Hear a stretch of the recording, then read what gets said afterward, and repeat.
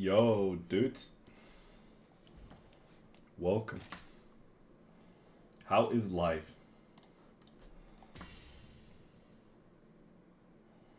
How is damn life?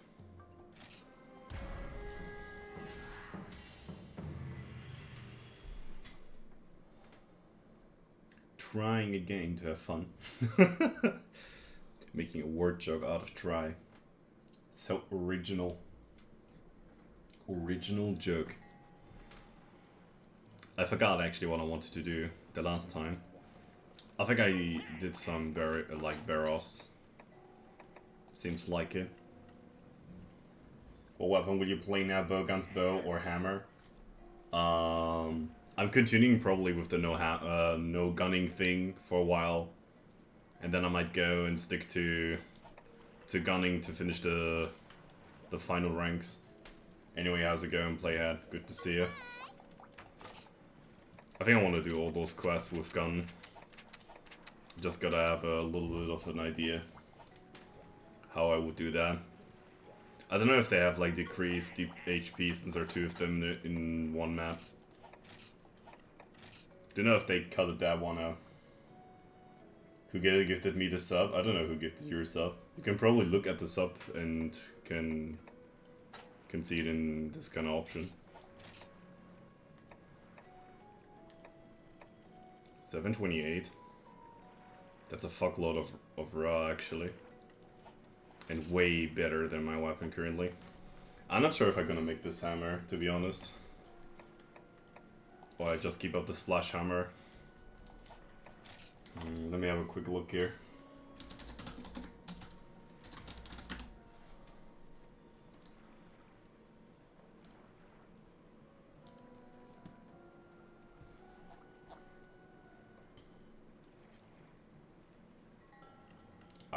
Iron Impact, Gun Hammer, or Vortex Hammer. On the Iron Path and on the Bone one we got Baroff and Ludroff. 780 damage. Is this the highest raw damage we can have in low rank?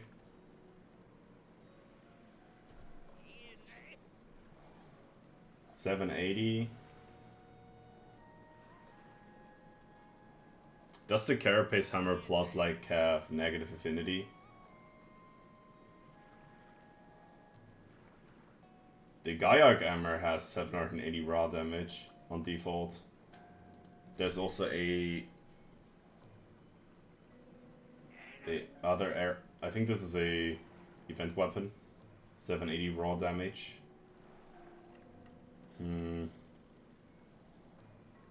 Holy shit. Breath Core Hammer. 832 raw. 280 dragon. Dude. Holy.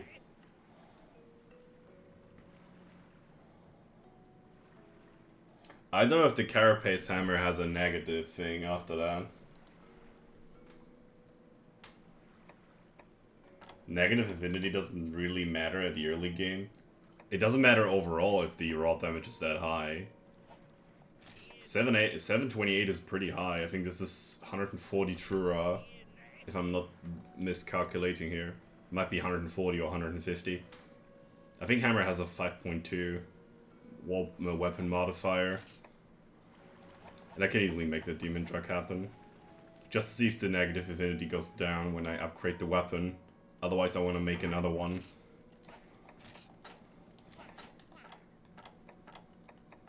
That is the plan, I think. And hammer feels just really good to use.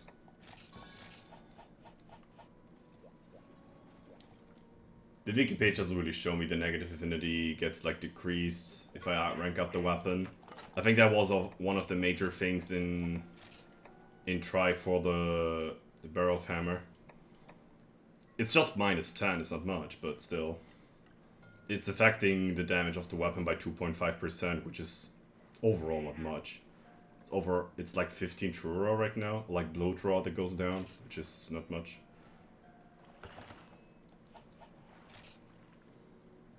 No, it doesn't affect the affinity, but it gets an additional slot, which is cool.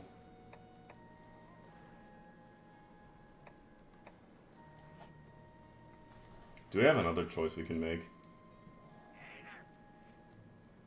Other things, what kind of upgrade I should do? I think I just go on and straight up with the barrel hammer. Leads to a very decent hammer later on.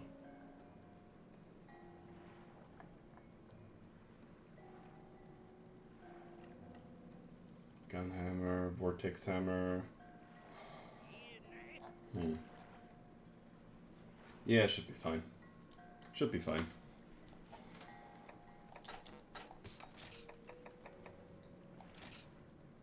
I could technically upgrade it. Have an even better hammer then.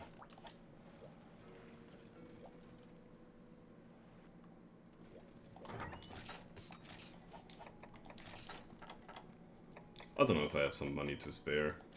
Or like to sell. But I think I found some stuff here.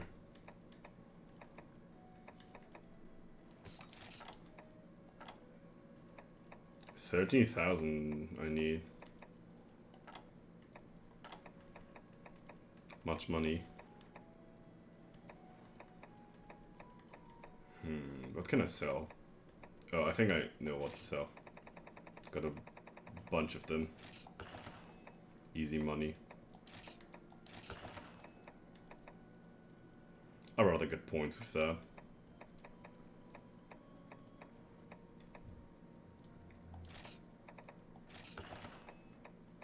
I have enough money already, but, you know.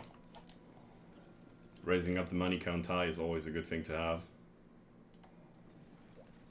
One of the enjoyable things about Portable Third is that scrap glitch you don't have to care about money that much.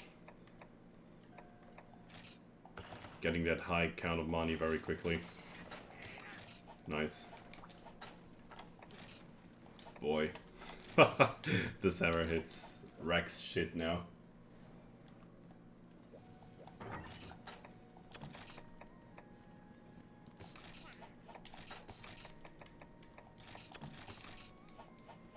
I still need some barrel stuff, so let's do one more barrel.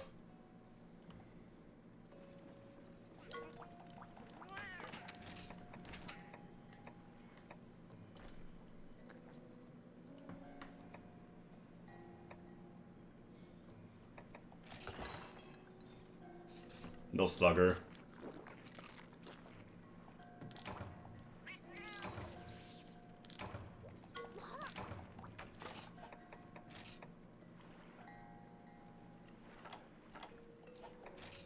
No, he wasn't a rank 3 quest. He rank 4. He was rank 3 for sure. Ah, leading the charge.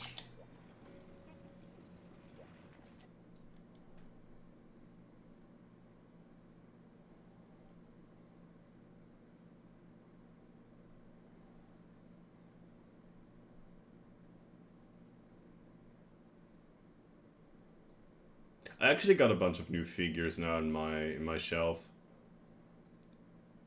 from Monster Hunter Rise. Just ordered them a while ago.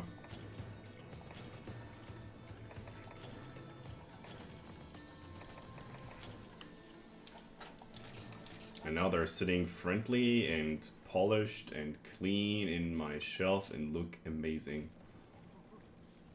I gotta be honest, the new figures on the Monster Hunter Creator model statues and the small figures just look way more like detailed than the earlier ones. Hey Krira, welcome, good to see you. Hope you're doing good, buddy. How has your day been?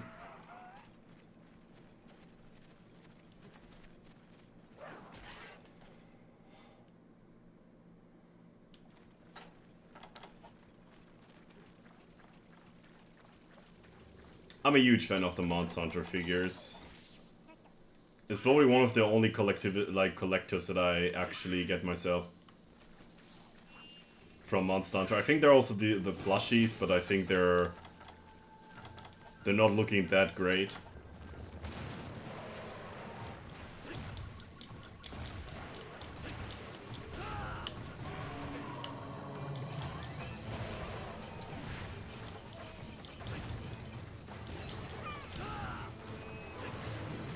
Snake.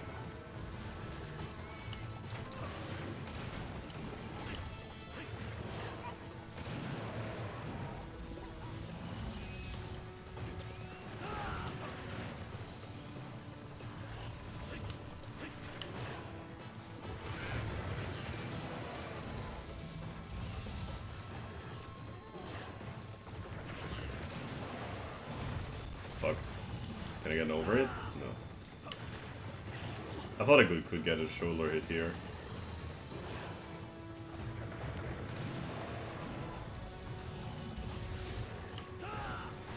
Boy.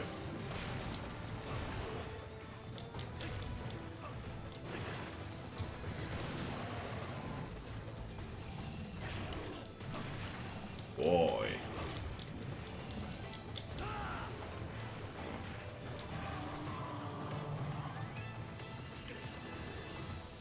Okay.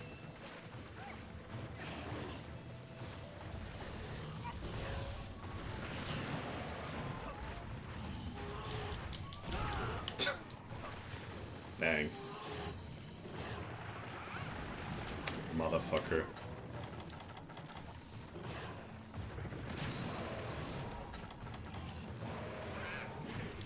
Wow.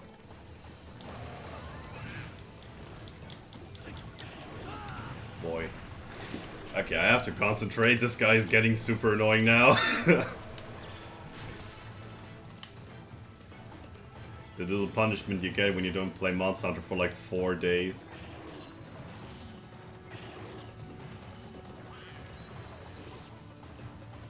I feel like super rusty.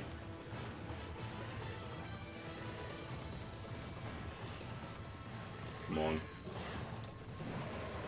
Why you do panic dive?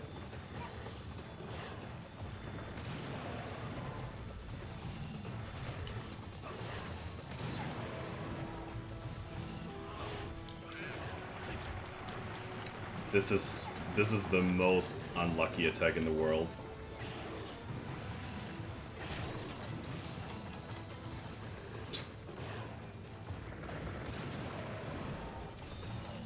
Okay, should be enough.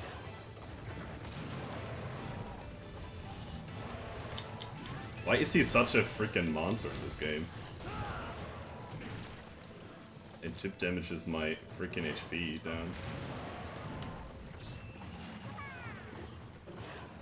I feel like he has a longer rage mode than any other monster. Seems like he's being enraged for 3 minutes now, at least. Okay. No, he stopped. Okay. Mr. Baines, can you hit a goal swing? Not on the right target.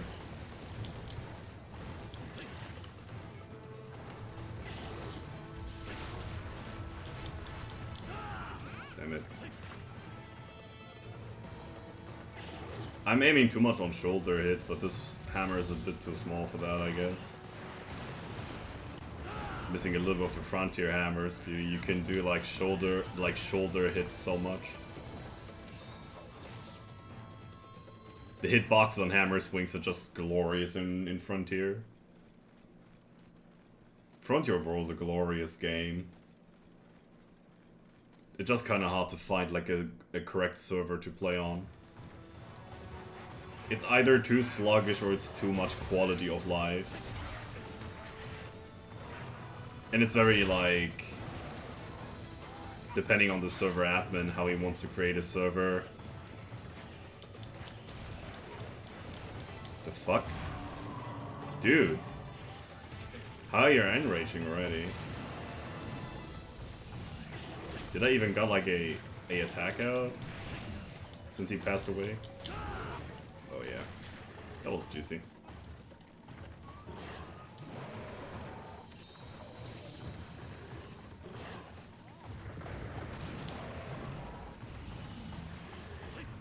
Motherfucker. Why is the entire world chasing me here? Sure. That's a big barrel, I suppose.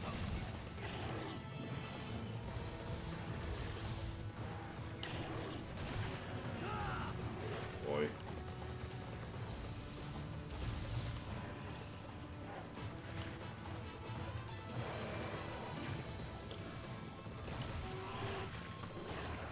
Do me a favor and don't beat this guy. Thank you.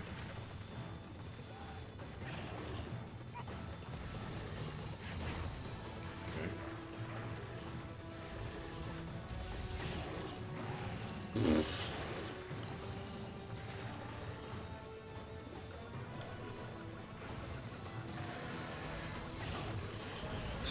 motherfucker. Thank you.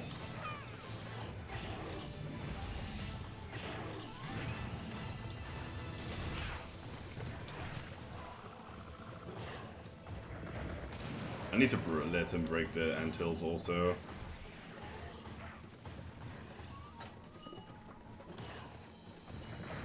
Paint train. I think this is the last one.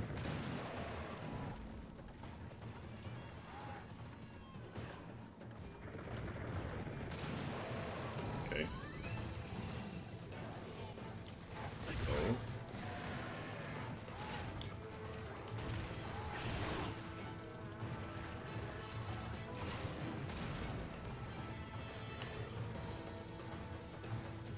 Come on, Barrow. Just destroy those little rocky thingies. Oh. Yes. Wasn't it 2? Desert anthills. What did I got? Okay, scalp. That's all what I wanted. I need like 2 more stuff.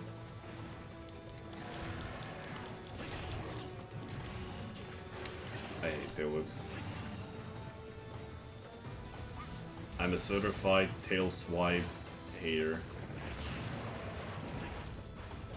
Turn around slowly. Fuck. I hate the like the step back turn that Brood Wyverns have. Yes.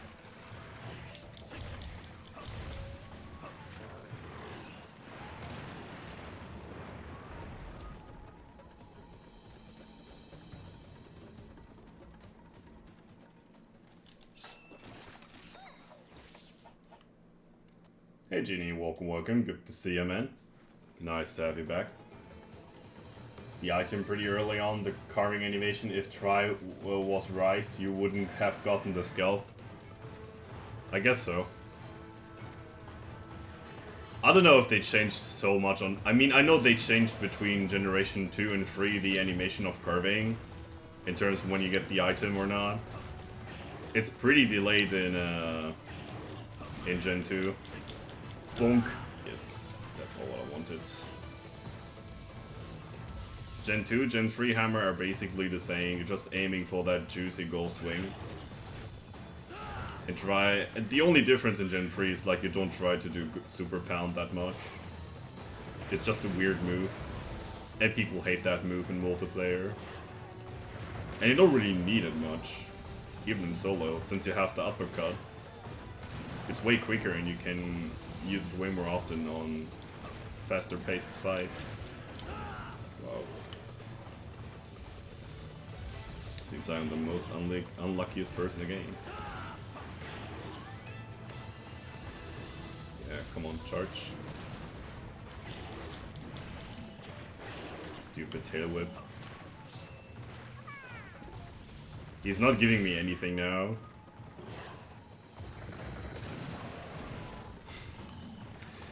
Yeah. Charge party again. Charge again.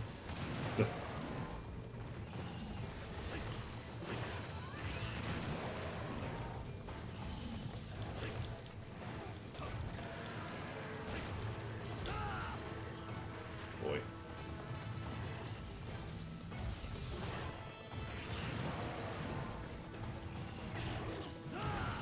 Okay.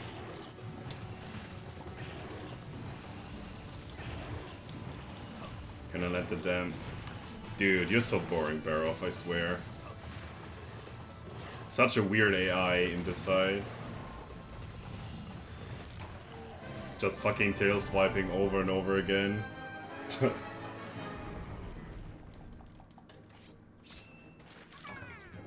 Maybe we get a scalp on the body carve too. That would be juice.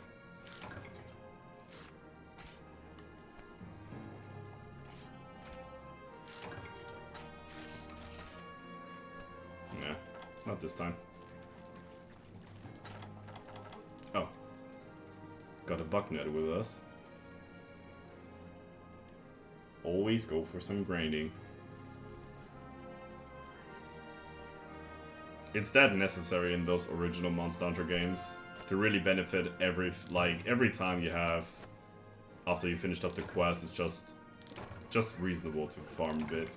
Even if you don't need the item, just go to the closest spot you can get. Bitterbugs are still good items to have. Mega Demon Drag goes brr.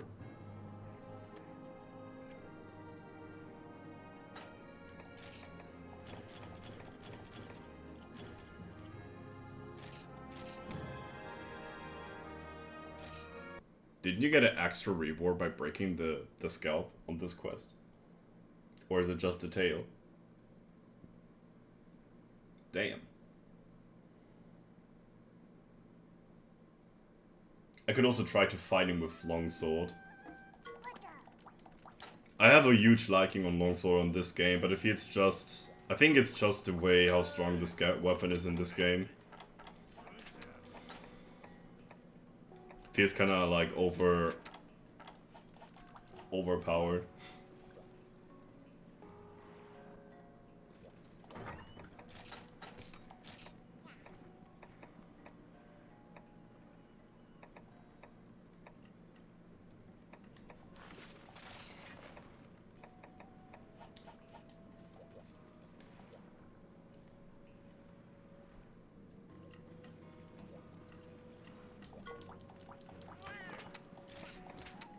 I thought about to make a new, okay, if I get Slugger, I'm gonna go for Hammer again, but... I doubt I get what I want. Let's see. Okay.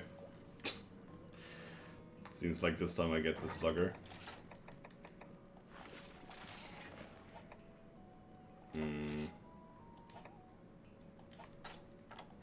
I could technically get Attack Up Large in this set too. The only bad thing about Try in making sets is they don't really replace your decorations you use on your equipment. Which means you end up slotting your weapons and can't really pull them off from that anymore. You can't use your decorations multiple times. That's a little bit of a bummer.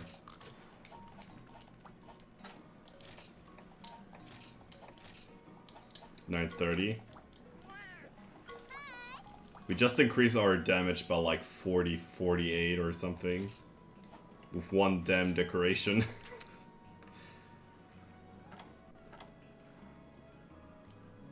Desert Anthills. I think that was that one thing in Area 3, right? Where the hell is another ant hill? I suppose an 8? The other thing is, what do you really get from that? Nah.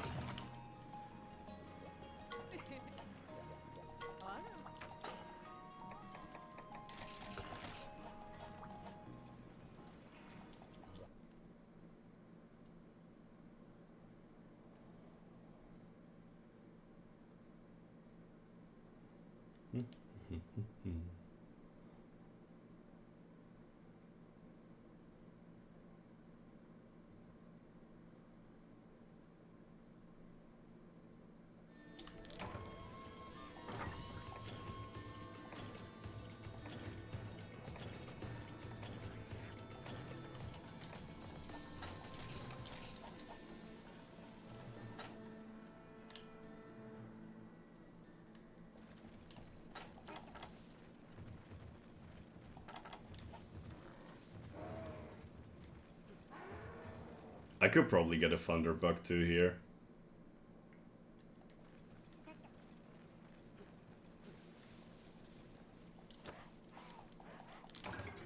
I just hope the Jacks are like polite this time. They're never polite. The biggest goons in the Monster Hunter series. And the leader is the biggest bully ever. Or like the biggest bullied person ever. There's like a kind of like an old video of people just bomb the shit out of Great Jaggy and bully them, and I think this is a very viral video in the Monster Hunter community. People just having a blast on bombing down the Great Jaggy. I mean, I can kind of understand that point for sure.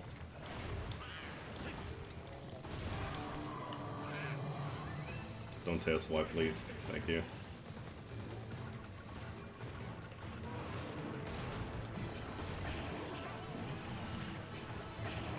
I don't like the tail swipe.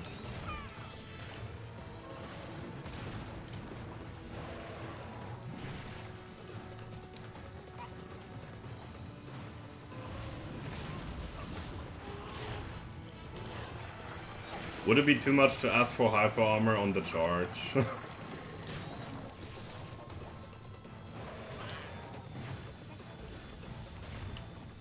Guess so. Can I stand here? I should. I don't care about the other two hits that the hammer combo is doing. I just want to hit the goal swing, basically. Goal swing is everything what you want to hit with.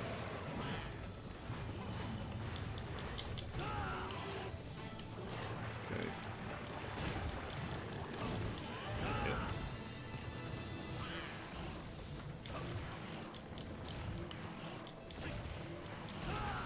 I actually delayed my hit here. That was really good. And that should hit. Fine. Is enraging, I guess? Yes. Baby. That was the cleanest shoulder hit I ever done in my life. Shoulder hits are a thing that were since Monster Hunter 1. And they're just the peak thing, or like the peak level of hammer positioning. And it feels just incredibly rewarding to do that.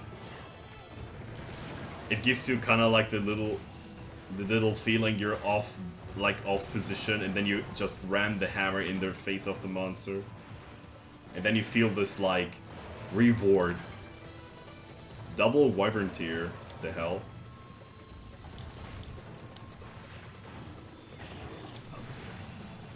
I was expecting a tail hit, like a tail swipe here.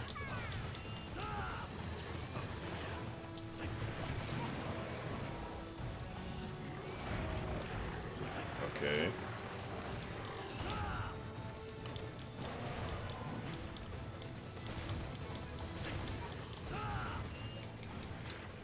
It seems like this is a hunt that I can probably go for a twice KO thing. Or just a really quick barrel overall. Hyper armor through, yep.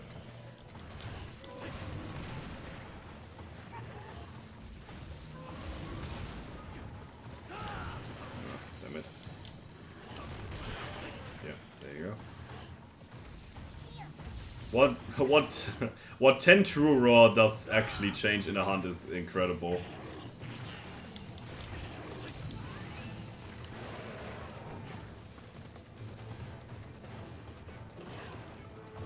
In a lot of cases, Monster Hunter is sometimes a math game. 10 more true raw is sometimes all what you need to get way more consistent flinches.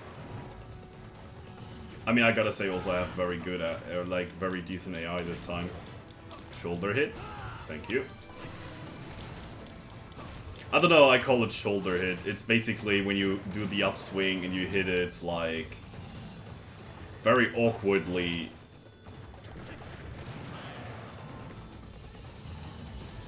You connect very awkwardly on the monster with that. I call it shoulder hit. It's like over your shoulder kind of hitbox. It's a fun thing that can happen. Oh.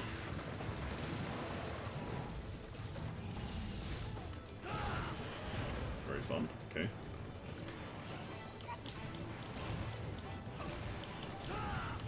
Nice. Do I go for another run?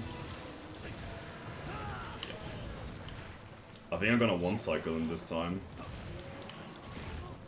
Which would be super fun. Wow. I one cycle fucking bear off. Let's go.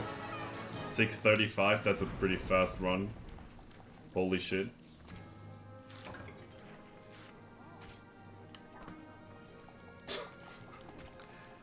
Hammer God back in game. I mean, I wouldn't consider myself being a Hammer God, but I played Hammer quite a lot in my past. I think my first playthrough on Try in Portable Third was with Hammer and Longsword. Mostly of those. I kind of like let Greatsword gone in those games and just go on with Longsword. It feels way more overwhelming to use it. But it seems like I'm just enjoying Greatsword still nonetheless. And it seems like also in like TA Wiki runs, it just performs better. Greatsword overall is a pretty good TA weapon, to be fair. I wouldn't say it's great against every matchup, but there are some matchups that are really similar good. A lot of old Greatsword mains become a Charge Blade player later on in 4U. Hey, Empyrean God. Good to see you, man. Hope you're doing good. I mean, I didn't become a Charge Blade player. I would also say I was an old Greatsword Greatsword player. I played Greatsword in Gen 1 mostly.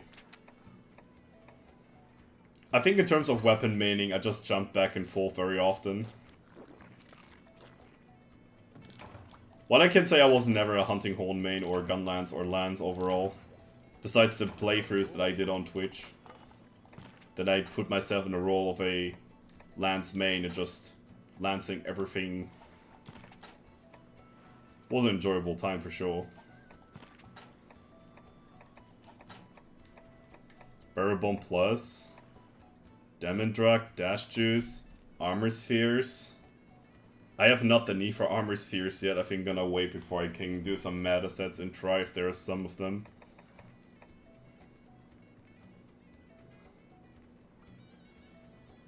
Large Barrel Bomb Plus. Not sure if I should take them or not. How many can I fit here? Just 4?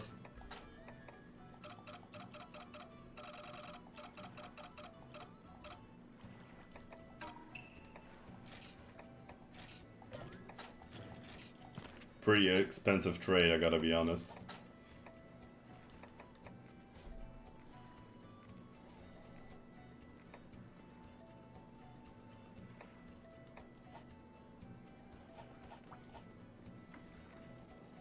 Kinda interesting that armor skin, the description is that your skin gets hardened like rock. It's like goosebumps for your character.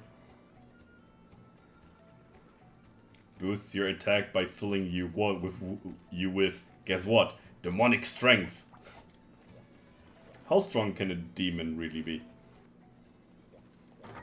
Has a slight look at Devil May Cry, where you're playing a demon hunter that slices through like hordes of enemies with its huge big broadsword.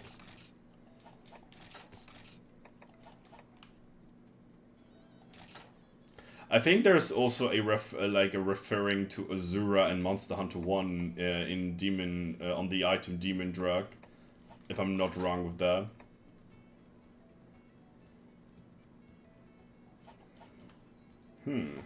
Right. That should be it with the Barrow Scalps now. I should have enough for the chest, I think. I think I want to have that one. When I can find it. Oh, there.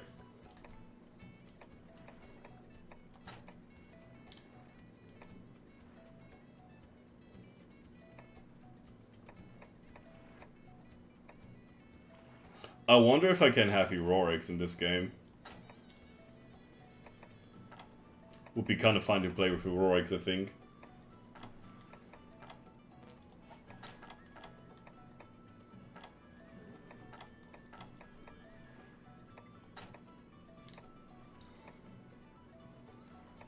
Also +5. Are you farming for anything specific? Technically not really, but I wanna farm some stuff for like melee weapons, and with those weapons I wanna fight some other monsters to get some bowgun components, so I can make the best like low rank guns in the game. And if I have that finished, I am going to tackle the final quests in the game, which are the rank 6 quests. Yo, Sika. Welcome back to see you. Hope you're doing great. There are kind of a bunch of urgent quests here to do. Very classic Raffian Rathalos to do dual Diablos. We have the Dangerous Waters, 2 Barioffs. We have Legiacras and Rathalos. We got Uragan and Ignactor, which is probably gonna be the hardest one, and I think the Decisive Battle might be the easiest one of those. I would love to play online on Try. Even like currently, like right now, I would love to play it. Just for the farming purposes, but it seems like I can't really do that yet, or like we can't really do that yet. So I want to test out, I want to do some solo grinding. And preparing my butt before we go for multiplayer. Thinking of that.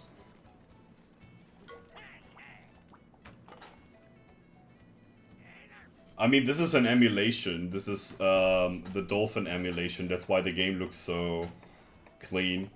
As much as I have heard, the Dolphin community wants to actually make working Try servers. Online Try. Yeah, they're working on it.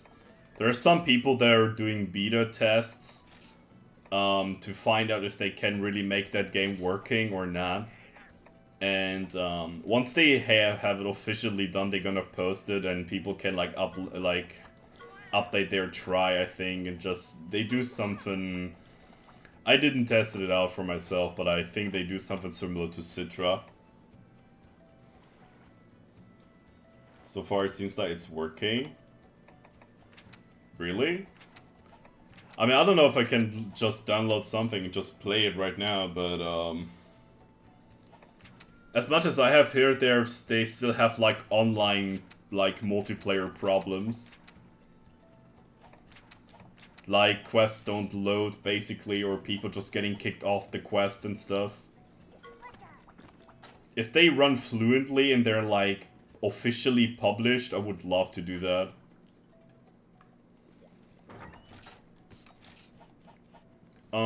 I think I'm gonna tackle a Rathalos now. I need some stuff from Rathalos still. Yeah. Highly more enjoyable than the new stuff of Monster Hunter. It's kind of like an awkward feeling currently, but the old stuff is just way more enjoyable for my purposes than the new things that they release. I call this the boomer retour. We go back to the boomer games and just enjoy those.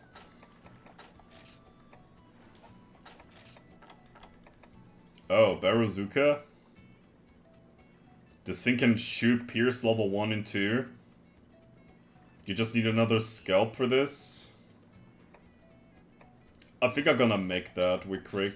Seems like we're not done with Barrett yet. I still need to go back to Monster Hunter 1. I don't know. I mean, I think I have done a lot of Monster Hunter 1.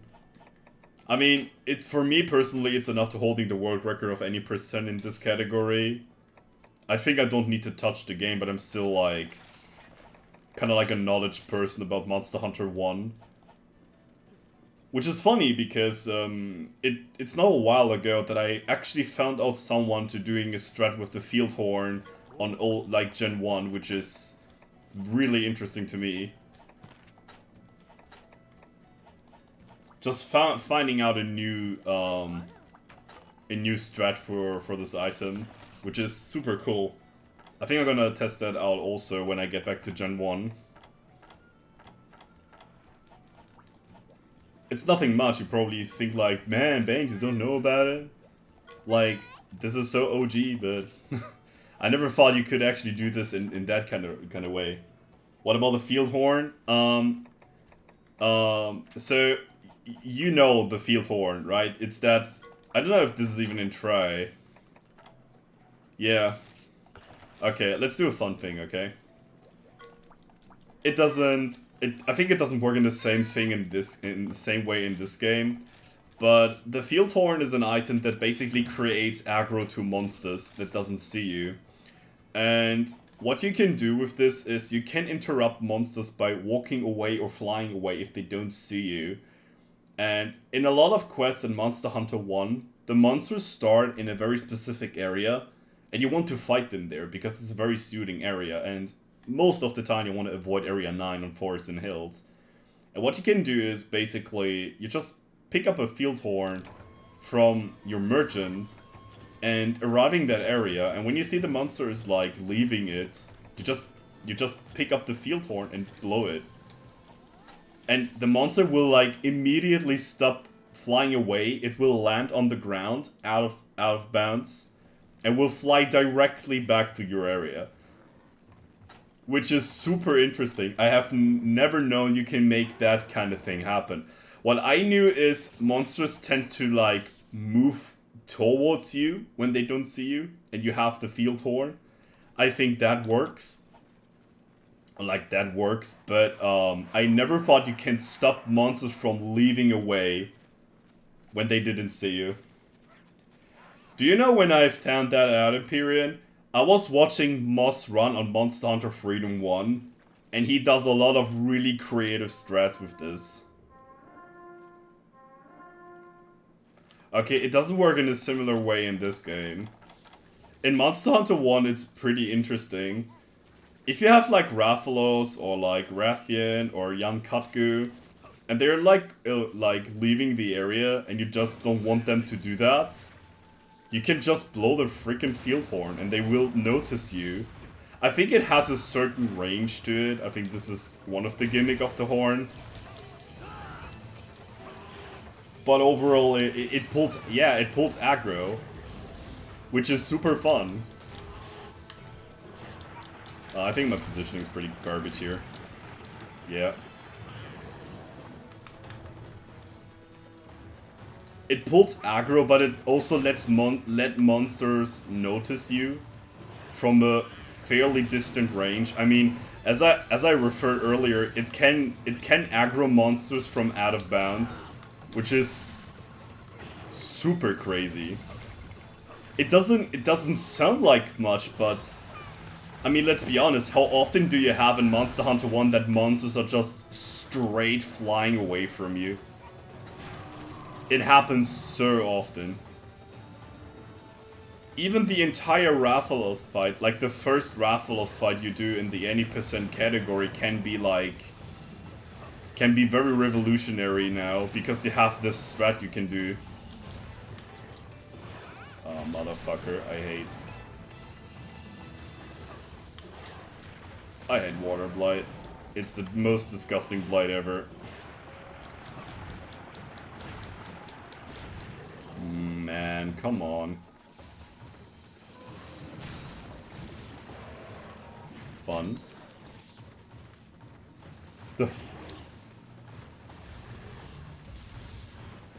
I always thought the field horn is a super useless item because you can barely use the effect of it. But Moss is just... he is a fucking big brain. Dry Barrow gives me PTSD. The first Barrow fight that I got today was pretty PTSD too. But this one... the second one was pretty clean, but this one doesn't seem to be clean. I just balling. I gotta say that Barrow also got more easier and easier after his first release. I think my first version, my most favorite version of Barrow might be the World or Iceborne version of it. I think that's a good version of him.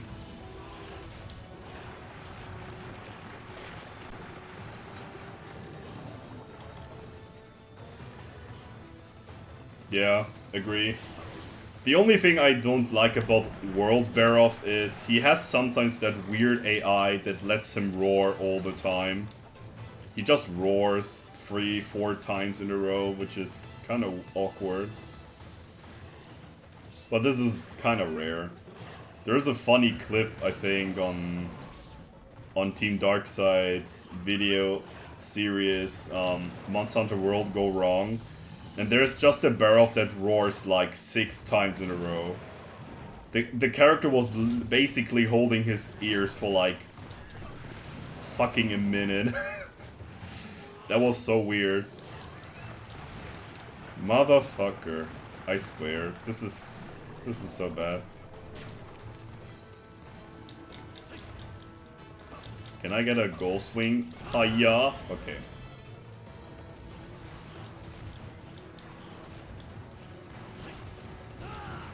Okay. One more. Yes.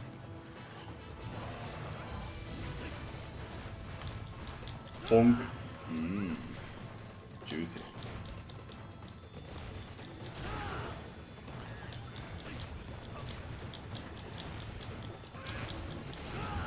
Yes.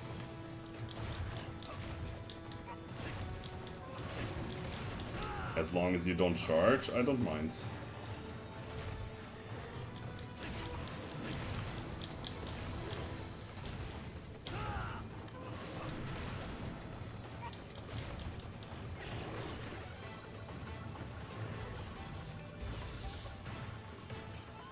Legiana loves to roar also. Yeah, that's true. I actually like Legiana a lot in terms of its visual looks. And the design of Legiana is pretty cool. He might be just a normal flying wyvern, but I think they made him like fairly special. The sound he does, how he moves. He's a little bit more of an airborne fight, but kind of similar to Rathalos. Maybe also a little bit more annoying than Rathalos. I think a lot of people back in the day had problems with like Legiana. Yeah, the moveset is pretty cool on Legiana. I like it fairly well.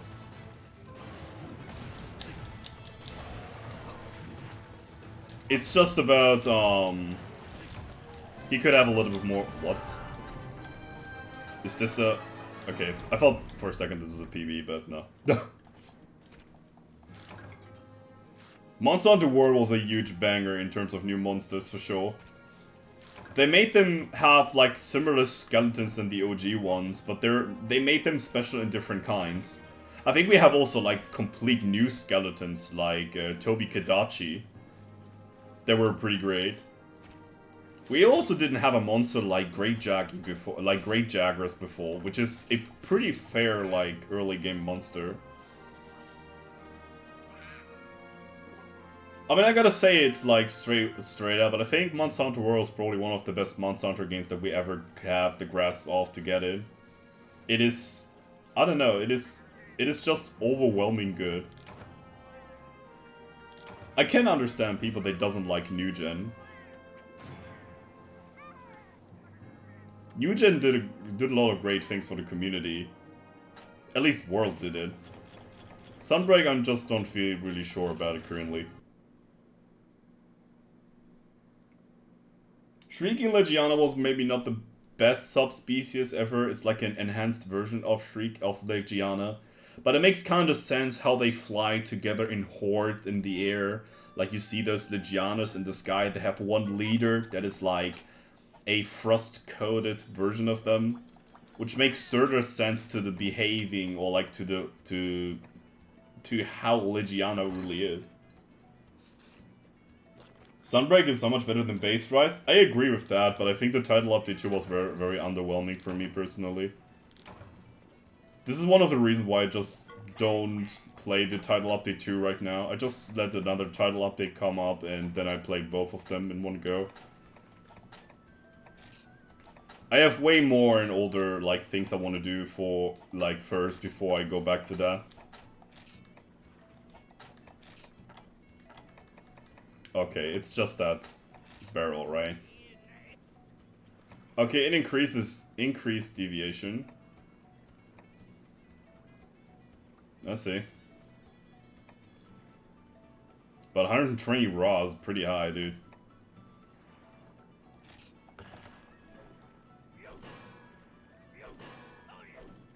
You didn't play the updates yet? I mean, I did a stream for my reaction about the title update that came up, and a lot of people, including my friends, were not really like surprised or like very overwhelmed by the new update. It's like I don't know if you watched it, but it's like it's basically they have made up 3 new subspecies in the game, and all of them are just weird to me. They made like a superior version of Chameleos. They made like a violet Mizuzune, which is like a gas flame Mizu. And they made flaming Espinas. I think the biggest critique I have overall is flaming Espinas. I don't know why they did flaming Espinas. They felt like, okay, we have 2 more subspecies in Frontier for Espinas. Why we don't mash them together and just ruin the entire, like, complexity and the, like, make it more complex, but ruin the entire, like, identity of, like, orange and ivory Espinas in one go. It is just, ugh.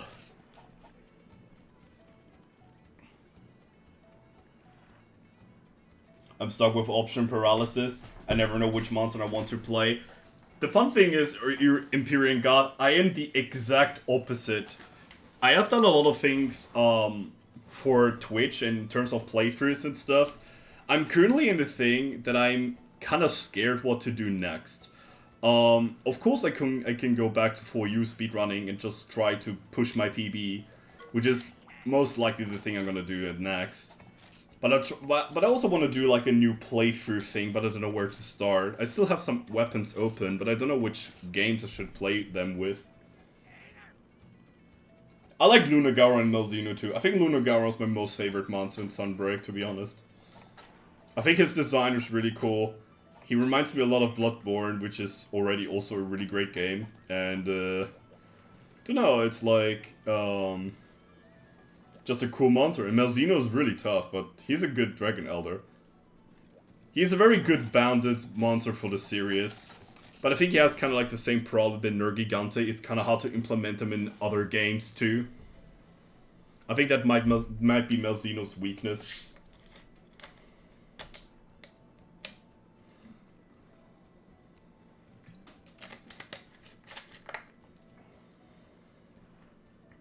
I don't understand what Lunagaron does when he's not enraged. You loved Malzeno since the demo? I didn't really play the demo. I'm not much of a demo player in Monster Hunter, but I think I talked about that like quite a lot already.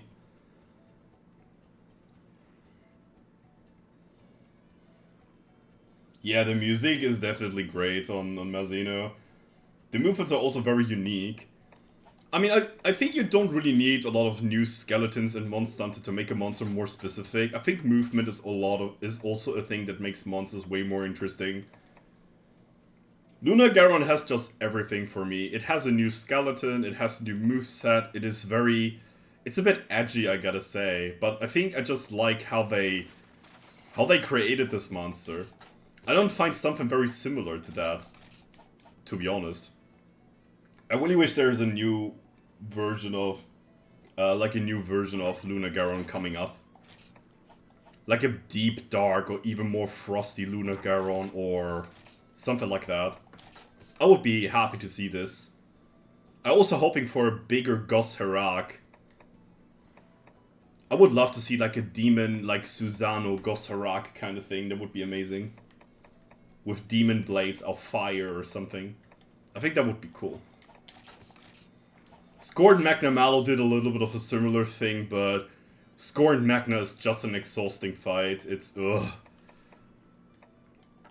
It's just rolling on the floor all the time, and then you find like a 2 or 3 second like opening, and you try to make that as much as possible.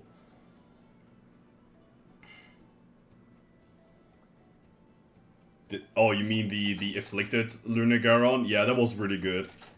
I think that was really well done by Capcom. Capcom does so many good things in terms of like progression in the game. They made it so much more interesting than in old gen. The thing they still didn't learn is how to make a good post game. And I think they needed a lot of help from their community to make that happen. Which is, not a sad thing to say, but it's like... It feels like they didn't really learn over the years. I mean, the first post game they really tried to do, which I could consider being a post game, is maybe Monster Hunter 4 Ultimate. That was basically the first post game, like, mechanic they wanted to involve into the series. And it's a little bit like of a bland or bitter taste. I think a lot of people that played 4U a while, just not really liking Apex is like me. I just don't like the Apex mechanic overall.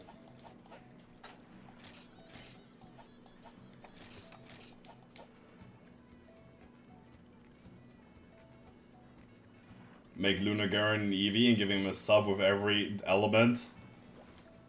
I mean, we could also just make him like more bloodlusty. What about the Luna Garen that is not afflicted by the Curios? They also wield them. Like we have the three dukes of the Citadel. Why don't make them all wielding the Curios? I mean, I get that it might fall off Malzeno a little bit, but I think this could be also granting some funny things. What about a bloodlusty big gorilla you're fighting against?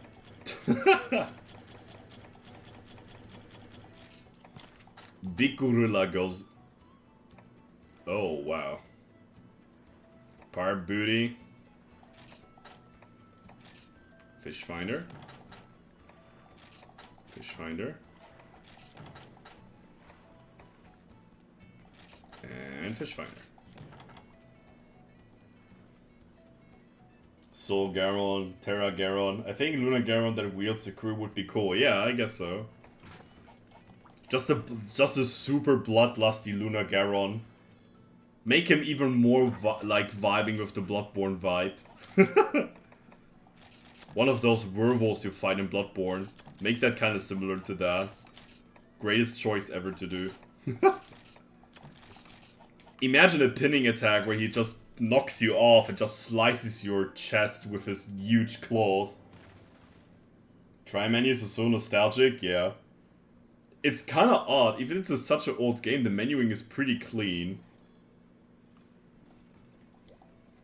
Damn clean menuing.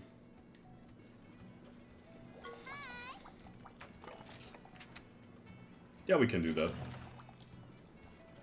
Did I eat? Yeah. This weapon, by the way, is crazy.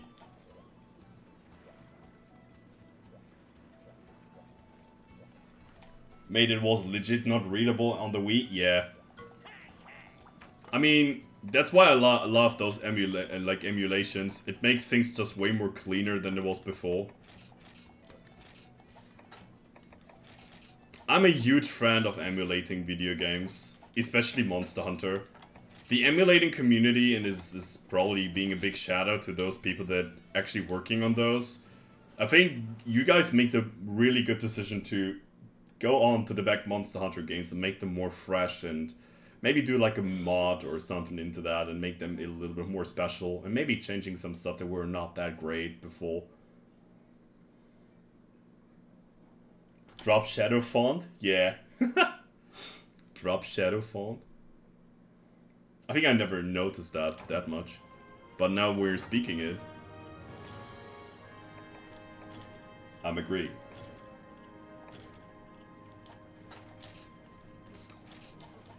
I didn't actually have to bring Colt Rings when I'm gonna fight him here.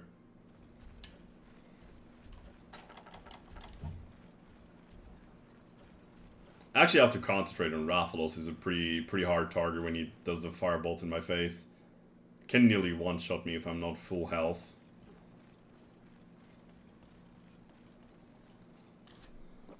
Ah, fuck. I wanted to have a ration here. How about re-releasing Triumph 4 on the Switch? I wish Nintendo would actually do something really reasonable for once. To be honest, there was someone on Twitter, I don't want to refer to the name, but that person did a tweet. I think this is a good way to discuss overall. He made a tweet like the player, like the Twitter user, did a tweet about Monster Hunter Sunbreak is like a testing ground for like enhanced movements, and it could be potentially like working underwater. And they made a similar, and they want to make maybe a similar mechanic underwater with the wire bug thing. Same thing that I said like 3.5 years ago, or like 2.5 years ago about Monster Hunter like Rise, where I said like, if they made this movement on Try and just made a re-release on Try with like enhanced underwater mechanic, I think this had much more liking to the people than the current version of Sunbreak, I believe.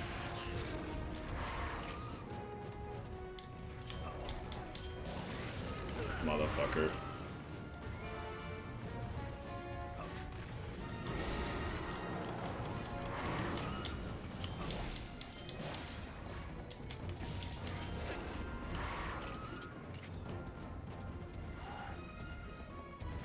A G-Series Monster for the PS5 would be cool. I don't know if the Monster Hunter community is that big on consoles, to be honest. I think the Monster Hunter community is like really big on PC currently. Which has something to do with the release of Iceborne, I assume, and also with the emulation maybe.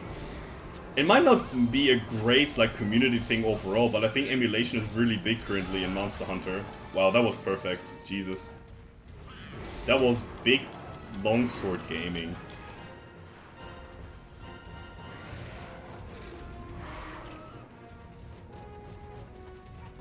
You playing everything alone? I mean, there's no need for playing alone. I mean, as I said, I'm a pretty open guy for playing every Monster Hunter game in multiplayer for sure. I don't mind helping people out in other Monster Hunter games for sure. It's just, I think, hard to find a spot to see people actually helpful, like, want to play online with you. Yeah, claw attack again. Yeah. You see the uprising slash? That was something I don't wanted to do there. I would never uprise slash there. I wanted to do a side slash to prevent the damage incoming. And flinch. Wow.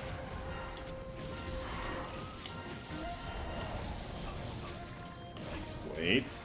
Fuck. This Jaggy. He just ruined my life. This Jaggy just ruined my life. I couldn't make a flinch thing. Kinda sad.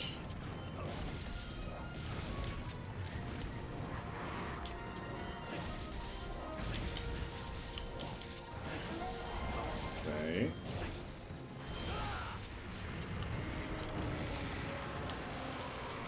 If I'm fast enough? Yeah. No. Yeah. Try Rathalos.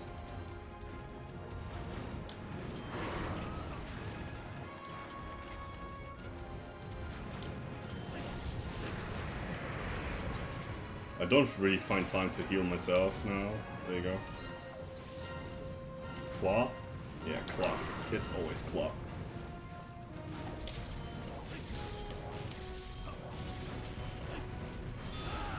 Shit.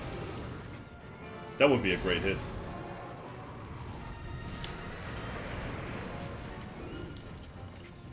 Yeah. That was a weird flash, like... weird flash thing.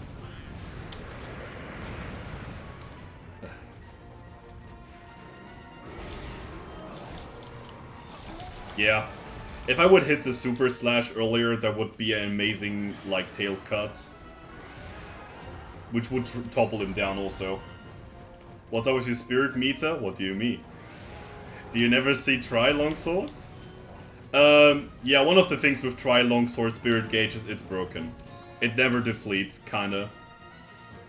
It depletes very slowly, and it's fairly easy to get up. Oh. I can double carve. Maybe double tail? Double tail, baby? Let's go. Amazing. I see a lot of people who only want to play it on Switch. Yeah, I mean, I have my very own opinion about the Switch console overall. I don't really like the Switch. I don't really like consoles on Monster Hunter anymore. It feels like the game needs too many patches and updates to run fluently. And if I have a really long session, like 4+ hours, it tends to be lagging a little bit, and it runs mostly on 30 FPS, which is, I'm not an FPS kind of guy, but in certain things, if you have the system for it, like high FPS is just something pog to play with, right?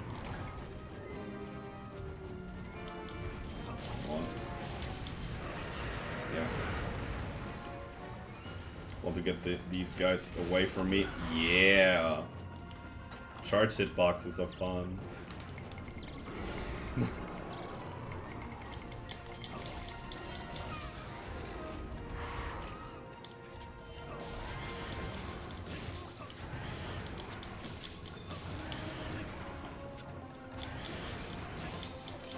Come on, I'm hitting your leg like a million times now.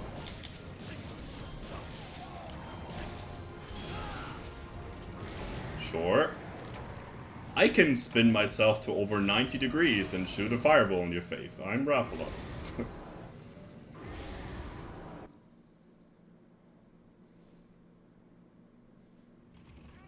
Yeah, I know, they don't work on the end and beginning animation. But I felt like it's like just a frame or something. I thought it wouldn't cover up that much frames, the beginning animation of its attack.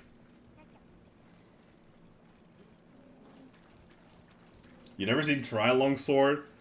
One of the most, like, one of the more, I don't want to say broken, one of the more powerful weapons in this game is Longsword. It's like stupendously easy to get your gauges high, since your depletion is very, very low. It's way different compared to Portable Third. In this game I would rate Longsword pretty high, but in Portable Third it's way harder to have your gauge up. Fun. Fun. This is... yeah. Another thing that New Gen did a little bit better.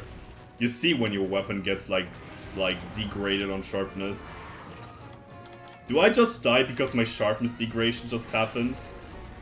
Okay, good thing. Yeah, I'm just gonna piss off.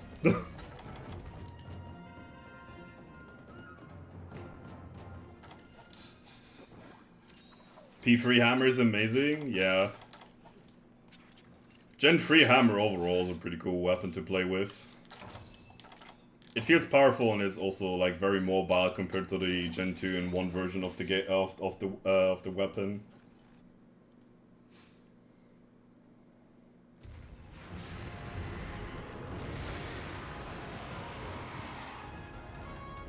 You like Gen 1 hammer? I hate Gen 1 hammer. I miss the KO so hard. It feels completely odd to me to play the weapon without KO. You can also call me like a very... like a brat. You need KO to play hammer well. Hammer plays completely different when you don't have a KO.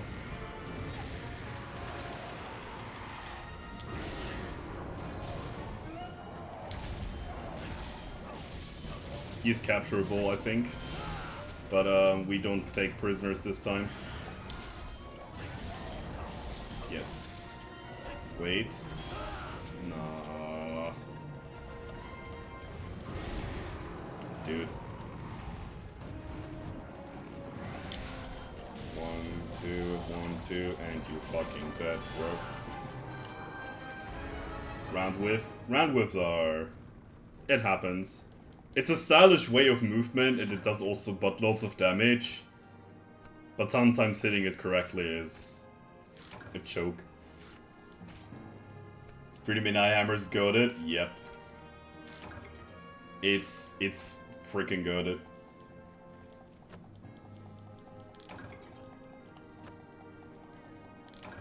Oh, the level 2 chart with the smoothly infinite combos? Yeah, that works also. I mean, still, goal swings are just the way to go, I think, most of the time. Just goal swing your way to victory. Which I think is a good way to play Hammer. Goal swings are just super satisfying.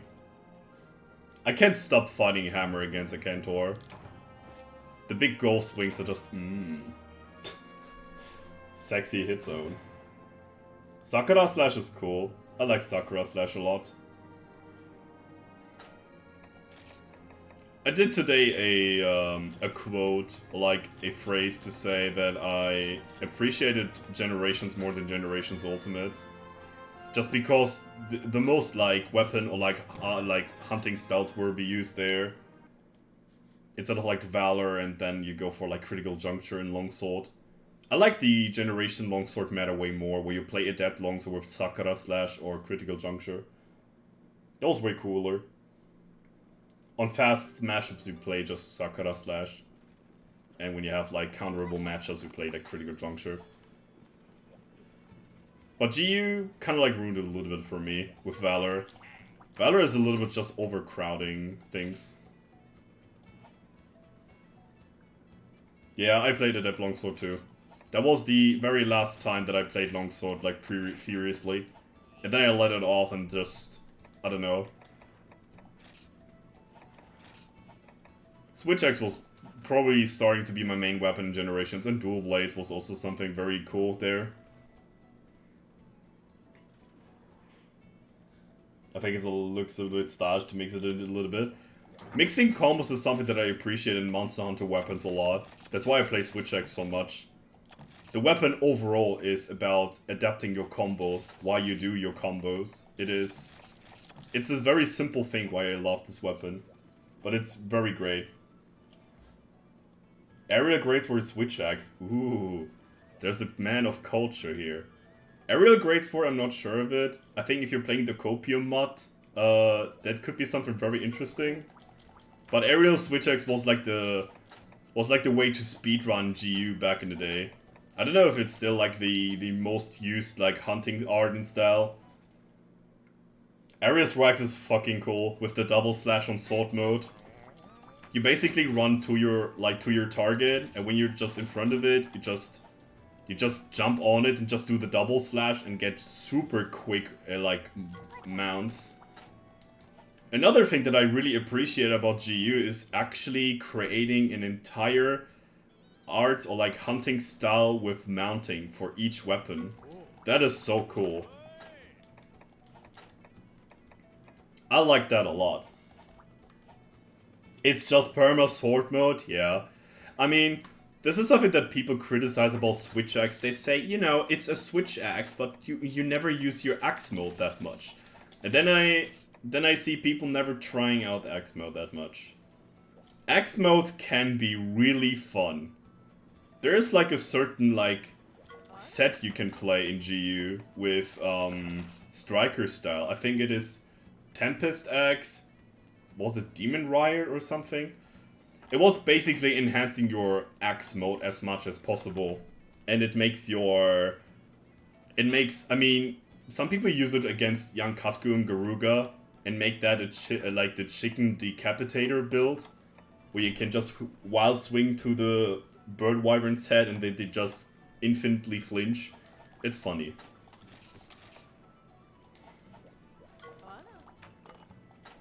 IG feels underwhelming.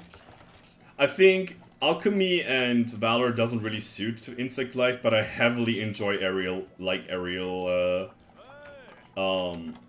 Insect Life. It's not, I know, it's not much they added it to the weapon, but this front dash thing is really funny. It feels like you're a dart player and just throw the dart on the face of the monster all the time when you just jump to the monster. You're just very craving those cuddles. Big crave cuddles. Okay, fun fact is I actually forgot what kind of thing I want to do here.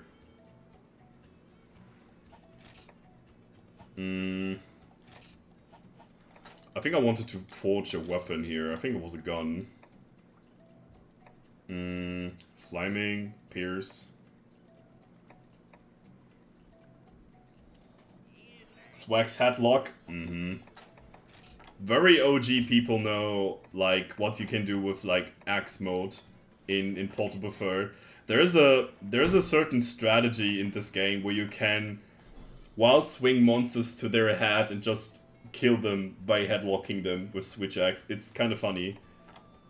It's a bit RNG involved, but if you do it once, you just feel like, yeah, okay, I am agreeing wild swing is definitely a method to destroy monsters. I mean, the fact is that people are saying all the time that sword mode is the way to go on Switch Axe, but they never trying out Axe mode. I did an entirety of Portable Third only playing Axe mode, and it was good enough. It was fun enough to do. And P3 is definitely not the best Switch Axe ever. It's a mediocre type of Switch Axe, I would say.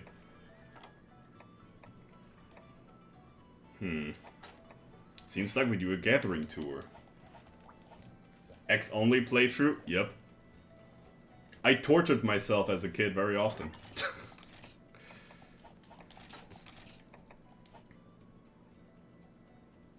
World Switch Axe ruined Switch Axe for me? I kind of understand it's fairly different to the old stuff, but I think they improved Switch Axe a lot. I understand that they ruined the old SA for you, but I think both have like a worth of existing in the franchise. Switch Axe technically got better and better on each generation. It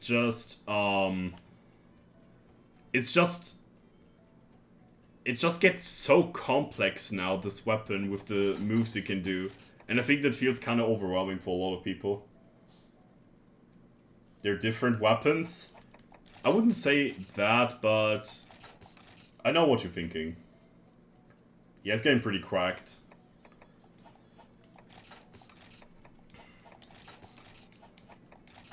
You know what, we're speaking about like Switch Axe. We're not playing a game of Switch Axe here. Going for the old Gooner style. Even if I can make my attack up large thing. But I think it's okay. Yeah. It's stronger Rise because they have counter mechanics for Switch Axe, and if you make a counter for Switch Axe, it's gotta be good. Switch Axe is a weapon that can punish monster movements well anyway, and then you do a counter on this weapon and it gets completely boom. Same on Frontier. Insect Glaive and Charge Blade are really up and down throughout the series. Switch Axe got just way better. Yeah, Charge Blade in Sunbreak feels super weird. It's either this SAAD spam build, which is like a copy from Iceborne, just with elemental files, or you have this Savage Axe old Iceborne style. So the only thing they did basically is they made the two metas they have, that being in Iceborne, transferred it to Sunbreak and add some new skills to them. That's what they did. They feel so clunky. Yeah, Elemental SAD it's kind of satisfying, but it also lost, like, it loses the thrill pretty fast for me.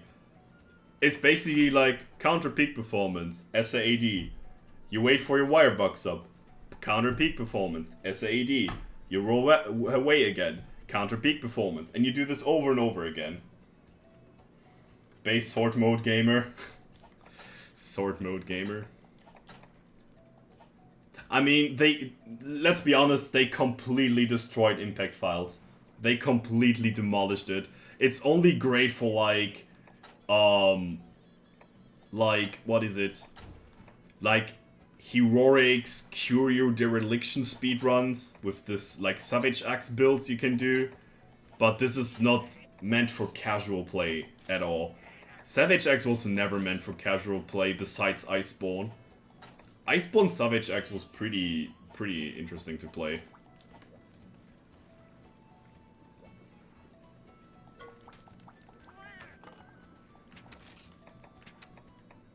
I need to do a playthrough on Insect Glaive too, but I think it's gotta be a for you playthrough only playing Insect Glaive for me.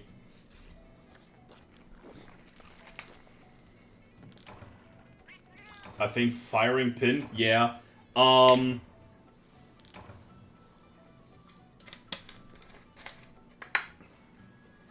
think in terms of meta charge blades, Firing Pin is something you use anyways. The bad thing is the damage pull out from Firing Pin isn't that great. And I think the KO stacking for impact files is also not that much. It's a cool idea for Charge Blade, I gotta assume that. But I think they could make it more valuable, in my case.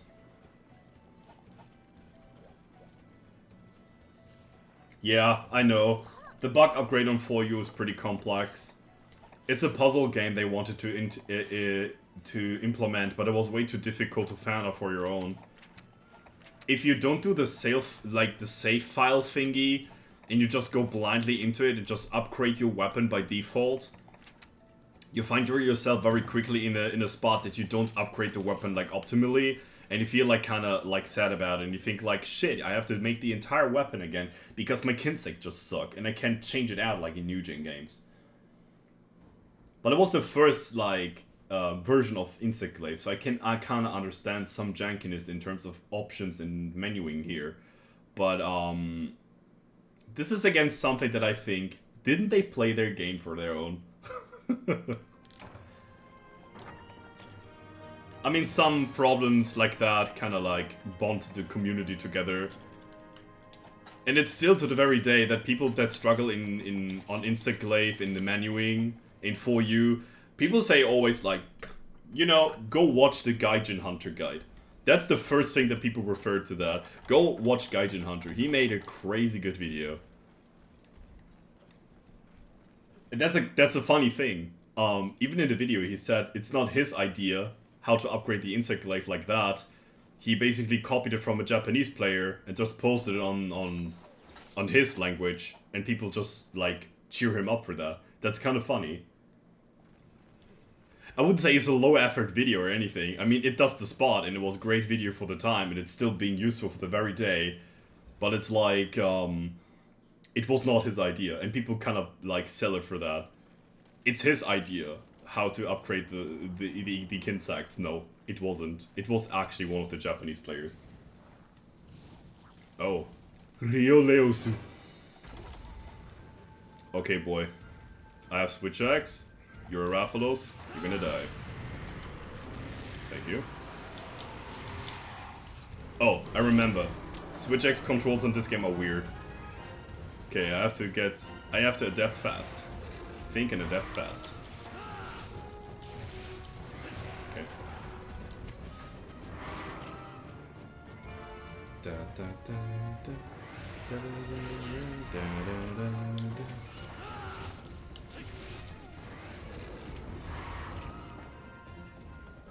Did they nerf? No, they didn't change anything on 4U Insect Glaive. I think they nerfed the buck damage, that's all.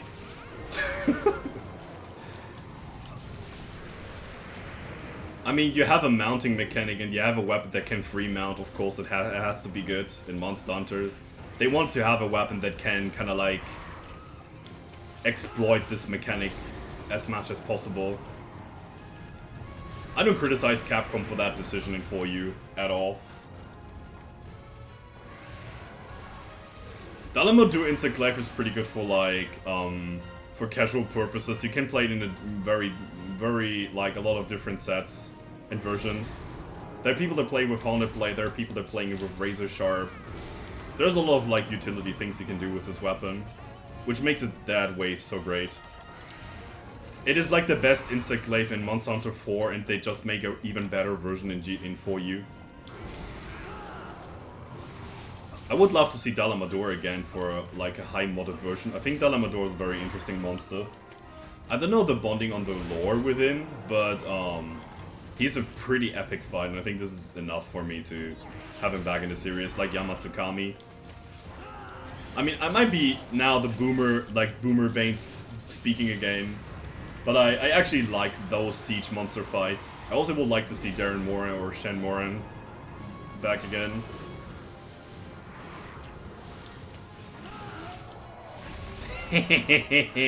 Sneaky. Give me tail. Ah! Sorry. It feels just great to bring down a Rathalos like that. Ah! Okay. Yo, dude. So. Okay. Don't do anything. Uh-oh. Nani? Dodge! Okay. Oh, I thought he would hit me. I like Laoshan on an aesthetical thing, but his fight is actually pretty boring. Gotta say that. I mean, he was the first Siege monster, and I have a lot of like very nostalgic bonding with him. But besides that, I don't really have much that I like on Laoshan, besides nostalgia. Or nostalgia.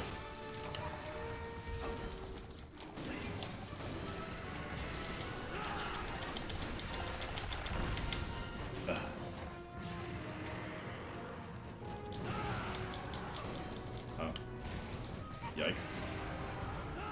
Kumi! Okay. Has the coolest greatsword longsword in duels? Yeah. Greatsword, I'm not sure. I think I don't remember that one. Is it the dragon? Is it like the dragon in, like Annihilator? Or is it the, what is it called? Was it the dragon Annihilator? I'm not sure. Anyway, yeah, longsword and dual blades are amazing. Especially the fact that dual blades are just tiny longswords. It's kind of funny. I love siege fights. They're kind of like chill.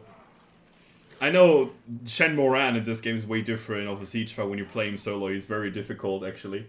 About his mass HP he has. Yes, that one. Okay, okay. I mean, cheesing Delamador with Insect Blade because he takes so much damage from mount attacks. Delamador? Ah, yeah, okay, sure. Yeah, okay, I get it. I mean, we cheesed Delamador differently back in the day with 4U. I think we picked up a gun that can crouch fire pierce level 3 and just kill him. He takes incredibly high damage on its tongue, which is a critical point when you hit him there too. And with Pierce level 3, you can reach it really fairly well.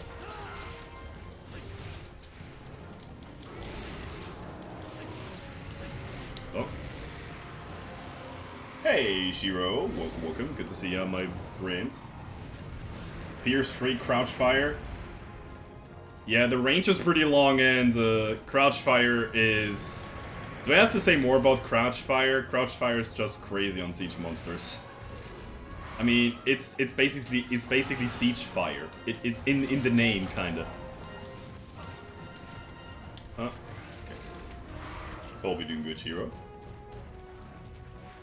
Okay.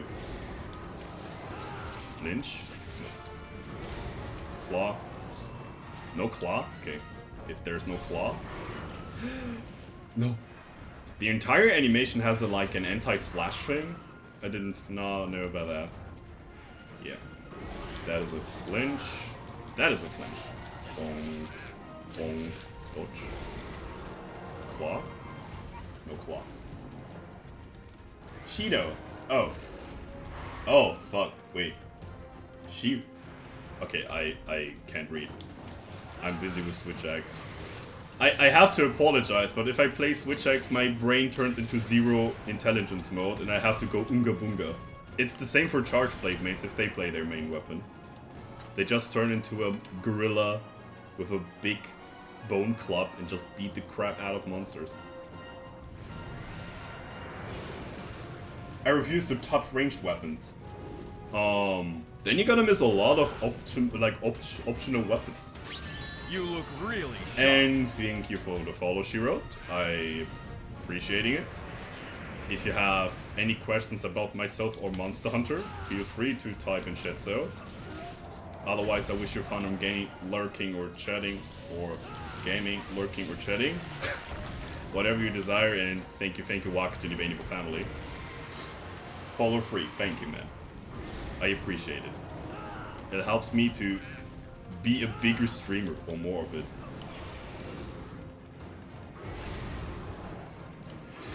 Okay, he can't snipe that much in 4U. 4U sniping on Rathalos is pretty crazy though.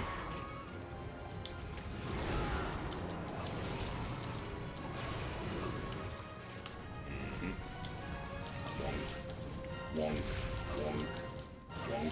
Yes, wonk, wonk, wonk. Yes! Switch X, baby! No! I could topple him to death. No! Okay. I love man. Thank you. I love you too. Kiss a homie. All good. Everybody's free here. We're all men of cultures. Culture friendly zone here. Sus.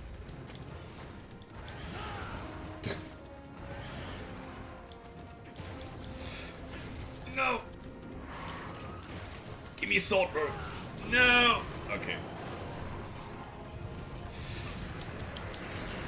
Damn it. Stop breathing fire! No! I have the claw break, and I will do it on airborne to show you guys how crazy Switch X can be. No. Wow, okay, that was a crazy hitbox, by the way. Okay, I'm gonna show you. Okay, no, I can't show. I'm too much of a peanut.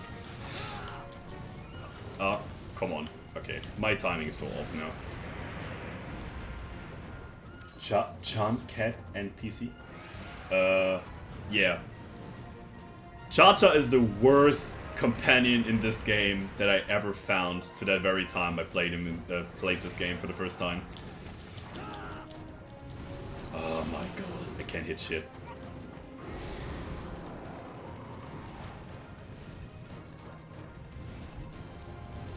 Yes, sir.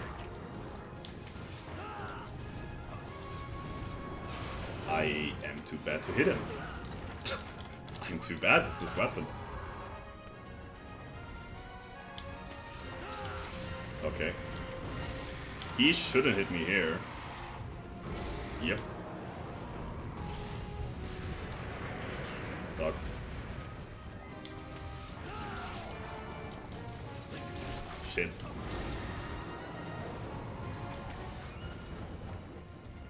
I love women. I love everyone.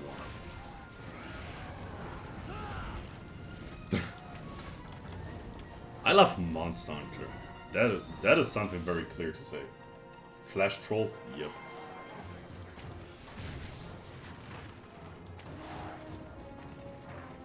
I love every one of you. Okay.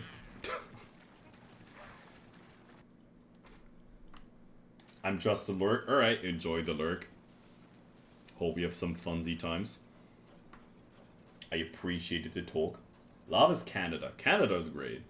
Oh, fun fact, I have a Canada shirt on. I have a shirt from Canada. My parents go to Canada very oftenly. They were like 2 or 3 times right now. It's like a 16 or 17 hours flight from Germany to Canada. But they appreciated the land very hard. Love Spain. Spain? I think I like the food on Spain. Very, very interesting food. Very fruity and also like a lot of meat in there. We have things called tapas bars in Germany that are like Spanish food in a certain degree. I like those tapas bars a lot. Why you never flinch, motherfucker? Okay. Okay, good thing I didn't stab. America not love? I was never in America, to be honest. I have a lot of people in my community that being from America. They're very lovely people. And we have Bob Ross also, as an American. And Bob Ross is just a great person. Just love Bob Ross. Watching his old TV episodes very often currently.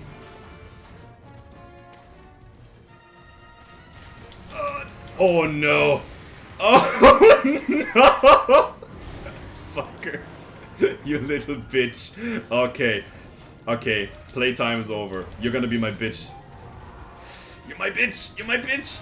Yes. Oh, yeah. Oh, no, no, no, no, no, no, no, no, no, no, no. Motherfucker. Okay, you know what? The good thing about a pitfall trap is it's a huge ass hit zone. Yeah. That's Bob Ross. We love him. He has more creativity in his, like, moleculous, like... He has more sense of creativity in his, like, hair than I have in my entire body. Mentioning his hair, he has a very fluffy hairstyle. I have a colleague in my workshop that has kind of like a similar hair, and I'm very slightly to touch it just to see how it feels. It's like a bird nest or something, I suppose. I'm not meaning it in a weird way. But it's like, damn, you have very creative hair. The only creative thing about my hair is it's gray and like brownish, and I'm like in my 28th year now. Who's yelling at me? It's Great Jaggy. I wish to. I mean, he has a son that does kind of like a similar thing. I don't know the name. I think, is it Steve Ross or something? I don't know. But he is sometimes in his show too, and he makes great art too. Yep, gray hair in my 20s. It's way. I'm just way different. Taylor, Talon. Nice. Good. Got the tail and the Raffle Merrill also. Raffles is giving us everything today. That's amazing. Can we have a little Raffles swag in the Twitch chat here? For getting a lot of cool Raffles stuff here.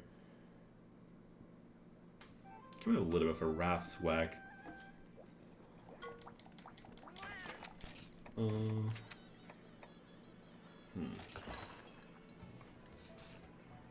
Hey, there's a Raff swagger. Unfortunately, we might gonna change this emote in some time. I don't have enough emote slots, and we have more creative ideas we want to fit into this. So we might actually get to the time we might change things here and there for our emotes. And the Raffle Swag emote is one of them. Shock Trapper. Yeah, go for Shock Trapper for sure. Why not?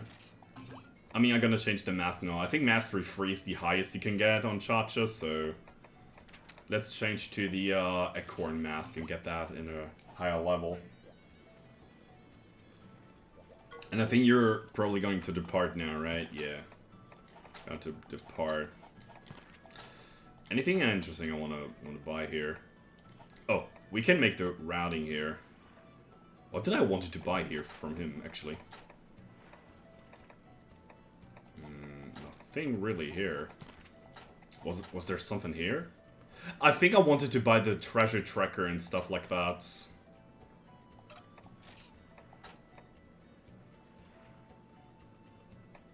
Treasure tracker. I think a spare spear is good to have sometimes. Okay. Do I need those? I kind of like run down on Fish Finder soon.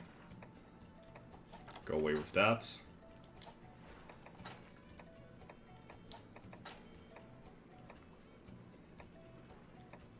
I have a lot of things to get here. New dances, a new mask for Cha-Cha. Yeah, I think you can visit this one. Perfect paddle. And go as fast as possible.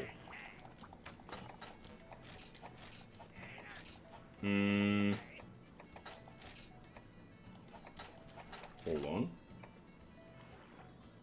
Yeah, I have to get some pelagisite ore. I think we're gonna take a little bit of a break here and just get some mining done. Just quickie-dicky mining here. Oh. Double slot. Poggers. Alright, let's get to the green leather uniform and go back to the flooded forest and get some sticky stuff together. There you go. Oh, we're going for the guns again? Oh, why not? Gunning can be super fun and enjoyable.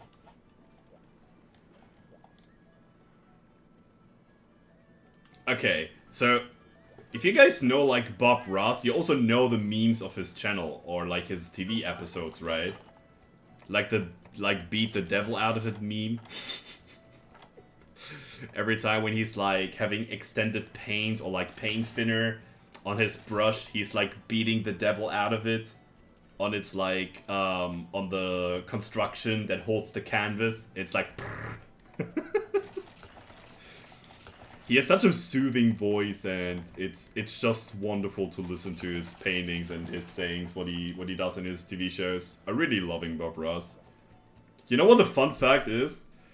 I just chatted a little bit on Bob Ross' stream, and there were like a couple of people that I know from my stream that were also watching it. They're like, Baines, are you watching Bob Ross now? I never thought that you would watch Bob Ross now. Sometimes the world is tiny, even in this big planet we're living in. I'm like, yeah, I'm currently watching Bob Ross very often. He's very soothing, and I think it's the best thing to watch when you want to chill down. You don't have to understand how he's painting. I know he says all the time it's super easy to do and yada yada and all those things, but I just can't paint, I think. I just can't paint properly. Not that I have tried out like that much, to be fair. But, I'm certainly sure that not that great at painting. Yeah, it's just nice to listen. It's really good for sleeping too, which is in certain degree a good compliment for a very like chill stream. Some streamers, when you say to them they're like good for sleeping, they feel kind of offended. It's like, what? My stream is so boring and stuff like that, but it's not meant to be that way.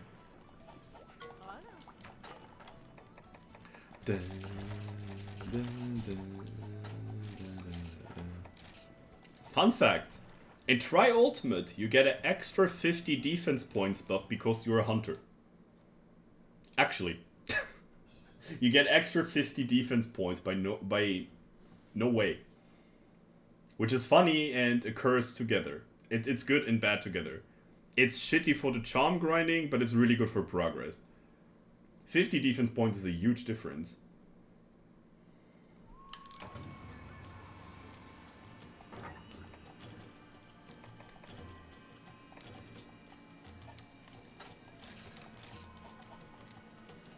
It's only in the version outside of Japan? Oh, really? I played the Tri-Ultimate version on Citra, and they have the defense boost also in it.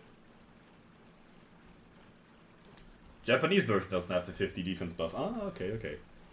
I gotcha. Kinda interesting, huh? Why they made that game easier for the European people. I mean, that's what 50 defense does. It makes damage way less, like, hurting rain.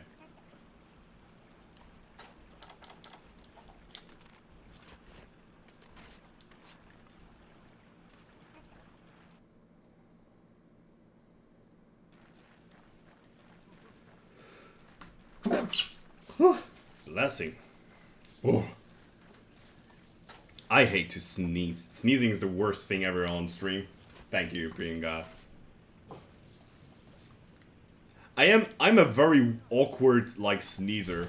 Either I sneeze very silently and nobody would ever, like, notice me, or I'm a fucking elephant. Like, huge sound coming off that nose. You would never mention a small guy having that kind of, like, voice. Snipe! Baines the Exterminator. I might need Nahabra shells and wings later on in the game because they have fairly decent reload armor pieces in this game. And reload and recall might be something very cool to have here and there. Alright. If you wish to die.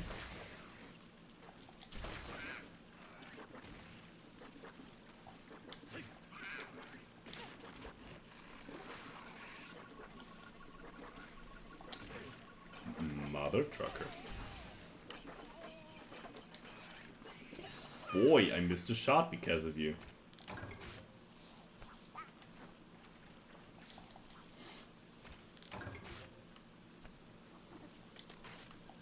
Speaking of elephants, I would love to see Gammoth getting like a revisit in the Monster Hunter series. I don't know why people doesn't like Gammoth too much, but I think he's a very adorable creature. He's like one of the only Apex monsters that I believe are not looking like super duper terrifying. I mean, he's very colossus in size and stuff, but I think he can be kind of enjoyable. Wow. Rip. Ripperoni.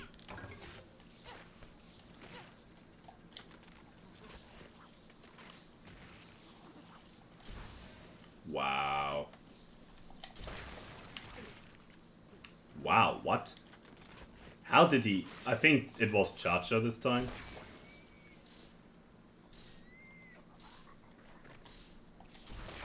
Yes.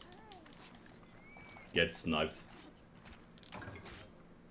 There's a wing.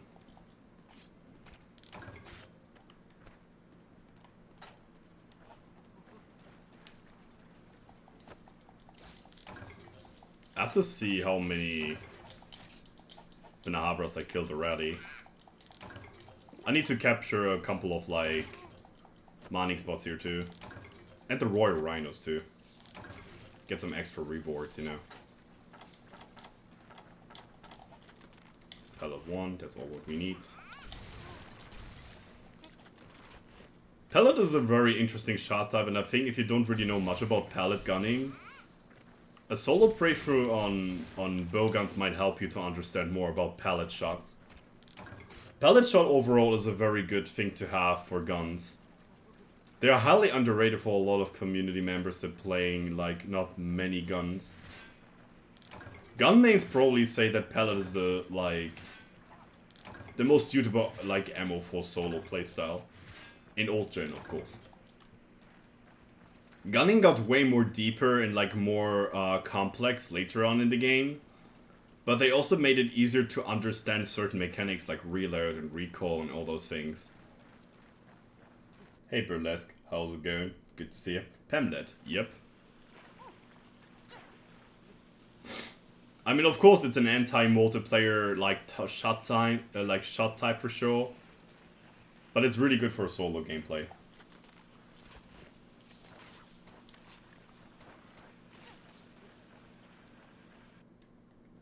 Best thing you can do is like just starting off a gunning playthrough and just experimenting with guns.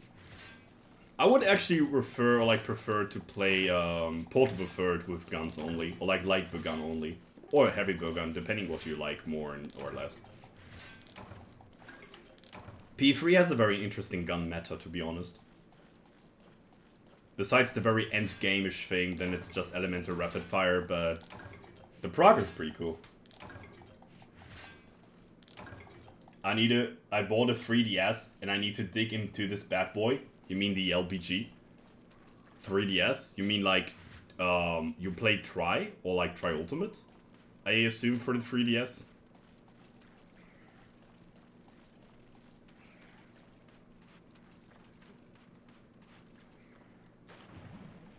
Or you're playing 4U gun. 3U, yeah. Tri Ultimate has a pretty okay, like a cool gun meta, I think. It's slightly different to Portable Third. It's a little bit different. You pick other weapons, or like other weapons from other monsters. But overall, what you do, or like to do effective hunting with guns, it's pretty similar. I gotta say that. Gunning underwater can be really cheesy and super effective, but it can also be a huge chore to do. And this is something that I realized on this playthrough even more. Gunning solo is, like, it's doable for sure, but it's kind of annoying when the monster's just, like, charging towards you over and over again. I'm guessing 4U is the same for Gunner than GU. Heavy Bowgun is just way stronger in 4U than Light Bowgun. There are some versions you can play Light Bowgun too, Sergio's weapons, both of the gunner weapons, like every Sergio's gunning weapon is really great. GU gunning is mostly Valor heavy bowgun and like a little bit of adept LBG if I'm not mistaken. But they're both, I wouldn't say like both equally good, but they're both like very strong. I would say maybe Valor is stronger in GU. In 4U I would definitely say heavy bowgun is stronger. You also have more versions to alter. Like a non-DLC versions, you're playing with DLCs on 4U, you're playing in progress. You have more options, I think, in 4U in terms of gun progress than GU. While people grading the Zenoga like heavy bowgun pretty crazy on GU. Every Sergio's weapon is straight up the best you can have at the point in the game. I mean, in high rank, yeah, that's true. When you're reaching high rank and you just make up Sergio's weapon, it's definitely the way to go. It just has too much quality, too much like from everything to not have it in your kit, which is kind of understandable to the fact that it's the new flagship on 4U. But in G rank, you will very fast like understand or like realize that not all those Sergio's weapons are peak. Due to the fact you have like certain weapons that doesn't apply that much raw or that much of its benefit with the dodging thing. For example, the sword and shield is not really something I would like recommend people to build in 4U on Sergio's. The dual blades are okay-ish, but you already have a stamina like problem with dual blades anyway, and then you have like that weapon you want to evade even more. The switch axe is one of the best weapons ever from Sergio's. The switch axe on Sergio's is amazing. It looks cool, it is pretty powerful. Even people use it for runs. And it suits to the weapon playstyle very much. GS is also good. Yeah, GS also fits well. Like Hammer also. And Hunting Horn is also not that bad. The lances are having a peak thing, but I think the regular lance is better than the gun lance. I think I want to do a certain thing. I can't drop things in the delivery box if I kill the Banabras right now, so I just gotta go back and capture more of those gathering spots and get some Banabras later on.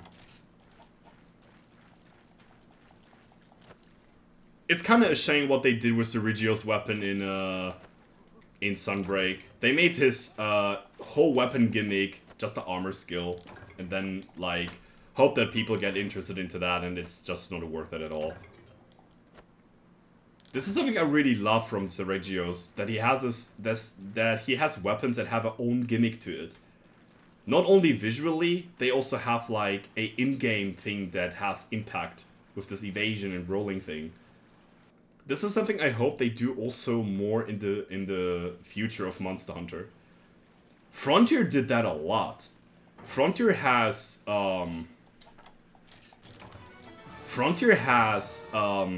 entire weapon trees that have bonus skills, bonus things onto them. It is super interesting. In Frontier, you have weapons that have vampirism.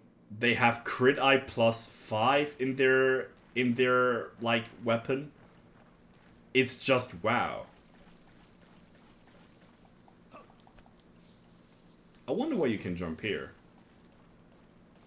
Speaking of Sunbreak, we are currently in one of the maps that were redesigned in Sunbreak. The Flooded Forest. Chaos Gore stuff? Yeah, I mean, that's true. Chaos Gore had it also. In the design perspective, there are also some weapons that have very interesting gimmicks. I think, what was it again? I mean, of course, Fatalis weapons have like this black, like, scaly thing going on. The black dragon thing. We also had like Zinogre weapons. They have this like bluish glow on nearly all the weapons. When you do like rapid fire, like this rapid fire light gun Zinogre thingy, you will see a lot of like blue sparks from that rapid fire, which is a pretty cool design thing. Weapon designs are something that really drags me to the series. I like creative ways to expose weapons. I like when weapons look strong and powerful, and also fitting the physics or like the looks of a monster. This is something that really has bonded me to this franchise. There are just some weapon designs that I can't forget. What the fuck? What the fuck? Speed setup 10, minus 10 stun?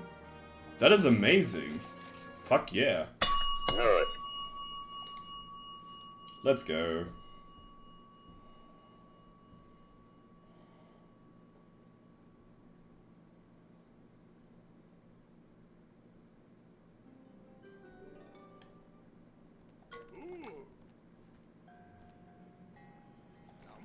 I like weapons that get special full charge animations. Yeah, I know what you mean. Like the Devil Joe Greatsword that gets like pumped up. The Zinogre weapon, the Zinogre Greatsword gets like a blue blade instead of like a bonish, like bone-looking blade. Yeah, I get that. That's also cool. Yeah, Electrion Hammer is like spiking, right? Yeah, I get that. This is something that I also find super unique. Electrion Greatsword has a similar thing, I think. It folds basically when you draw the weapon. Looks super terrifying. Electrion overall is one of the best designed monsters ever. He looks so terrifying and also so godly. And those weapons look like obsidian glass with these ominous violet color, or like purple. It looks devastating. It feels like you're wielding a huge god weapon, and that's what I like.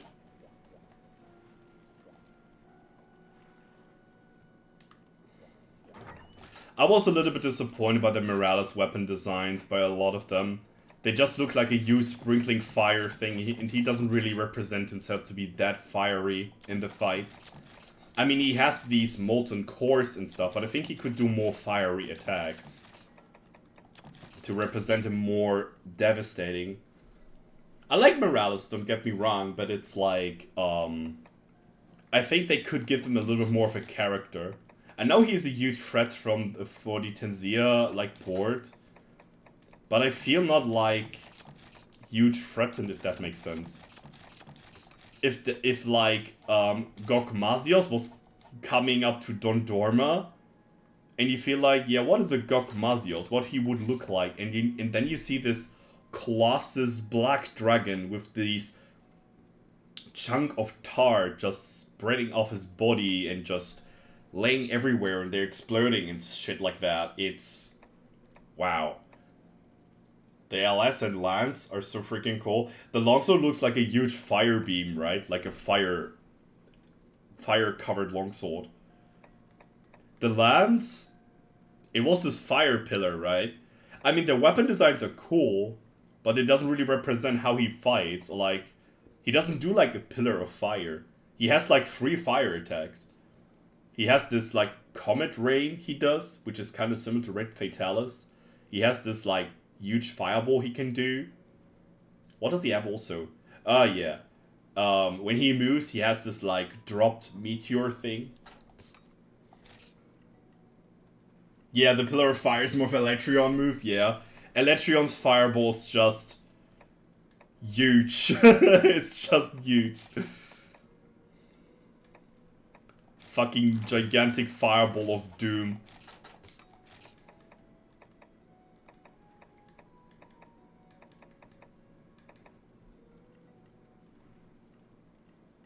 Is Crimson Fatty in some ways? Yeah.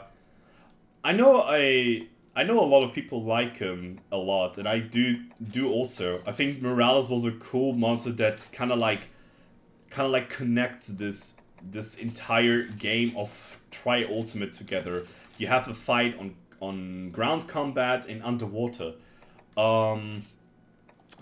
But it is kind of hard to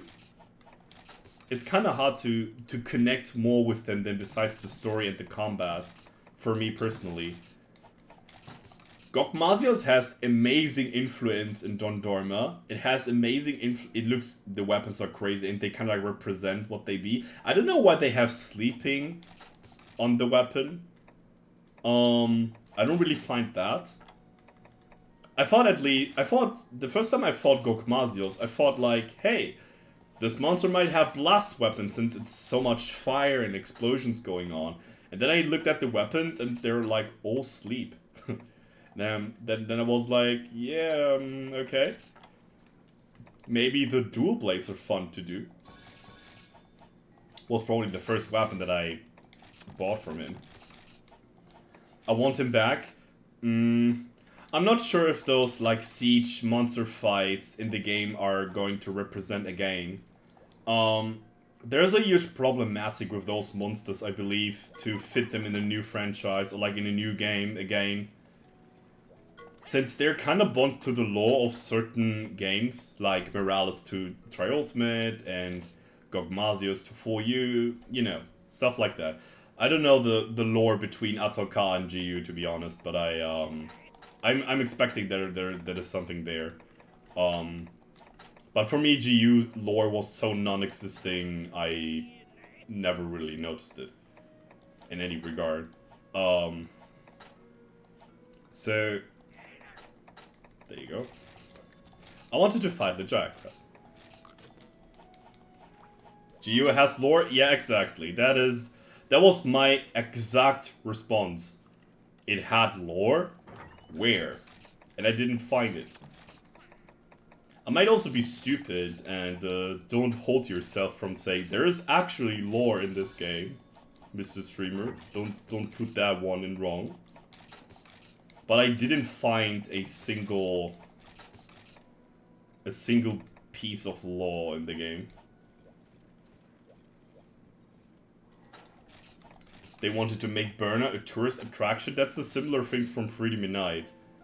And the fun thing is Freedom Unite actually represents their tourist thing more than GU in that regard. We see all those like random people with very different clothes in Freedom Unite, and you feel like, why are there so many people with different clothes here? I mean, some of those like villagers are like natives from the Mount of Poki or Poki Village, and you feel like, okay, what is that thing all about? And you find out, hey, it's actually a tourist attraction, and you're like the hunter that has to defend those tourist attractions because this is how the Poki Village gets their money from. And since they don't have very much money they can pull off, you're the only hunter in there, like, not the only one, but you're like the only active hunter in the village. And a lot of like very, like retired hunters. And this douchebag in the hut that always said, haha, you can't beat me, I'm the best hunter ever, and like 20 hours later on he's crying, why are you so strong?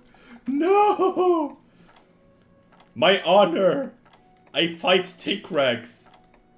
And you're just fighting something bigger, like I killed a Cantor, bro. Alright.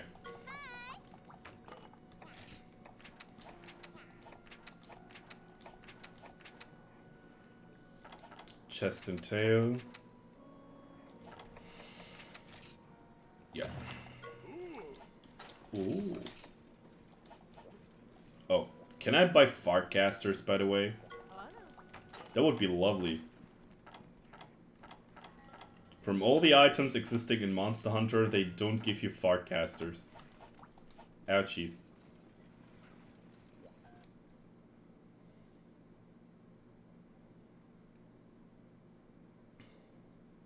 To be honest, I wouldn't dislike a reworked version of Monster Hunter 1 with some additional monsters to that.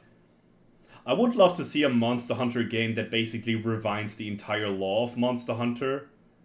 how it all started and stuff like that, with the addition of like old monsters and maybe some new one. So basically a generations game kind of flavored thing, but they would fit more lore into it. It might sound like I really want to have more lore in Monster Hunter, but I think there's so many like things untold in Monster Hunter. You have to read through them to actually like recognize them.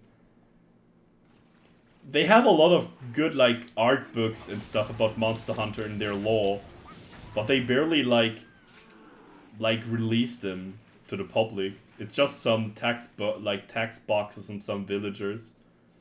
Very small stories in the world of Monster Hunter that never get revealed if you just playing the game and skipping text boxes quick. There are a lot of very interesting like dialogues in Monster Hunter.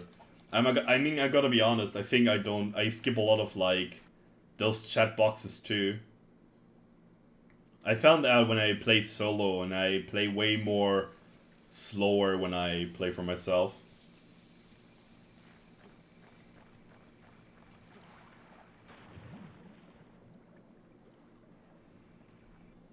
They're really are the most insane hunters, yeah.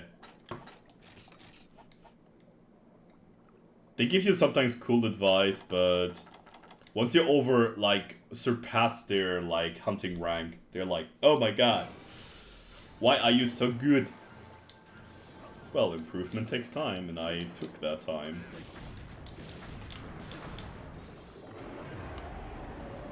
Time to find my most not favorite monster in this game. But I'm not gonna make the Legiacrus topic happening again. I know a lot of people wish Legiacrus back in their most favorite Monster Hunter game, but as long as we don't have underwater combat or a solid Legiacrus on ground, we will never see him again. Which in my thinking is totally okay. I don't need Legiacrus again. And I think it takes a lot of effort to make him, like, valid.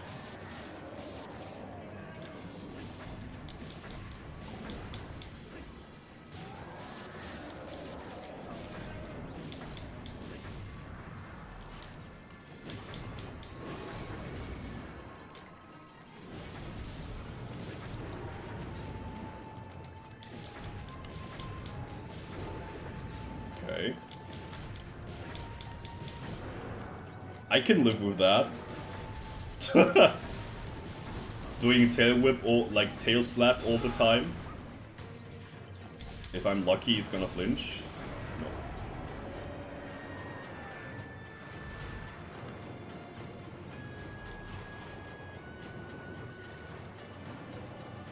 Oh yeah, one of my favorite attacks on the Legiacrus in Try. It's an attack that took like 12 seconds to end up. It has a fucking bullshit hitbox. And he has no opening after that. This is an attack that can easily kill you if you're off position. And there's no punishment for that. Nothing. Same for the tail swipe he does here. It's hardly to prevent that to happen, and he can combo the shit out of you like that.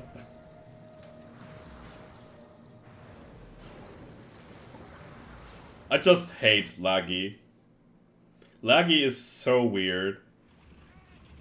Everything about Laggy in terms of his equipment is pretty cool. And the lore he has in the Moga Woods is cool too. But if his combat wouldn't be that awful, I would enjoy him way more often. Like, way more overall. And then they made this weird reward table for Legiacrus. And it just feels... It feels hardly rewarding to fight him sometimes. In this game specifically.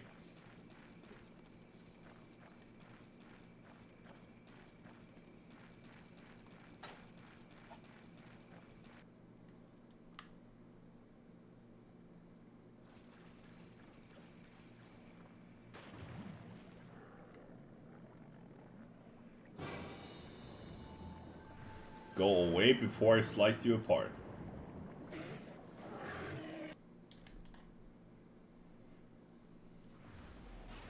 I remember the first laggy we did on this playthrough with gun. It took me 37 minutes. Because I realized how shitty his hit zones are actually.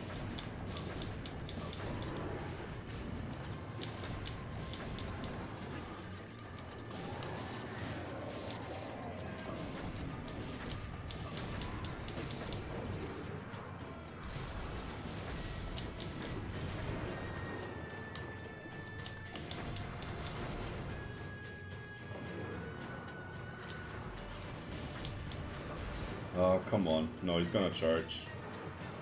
Or... Thunder Blast you. Yes.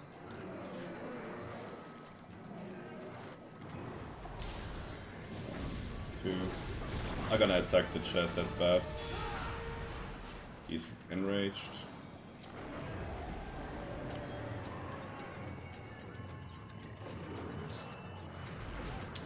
Wind pressure everywhere.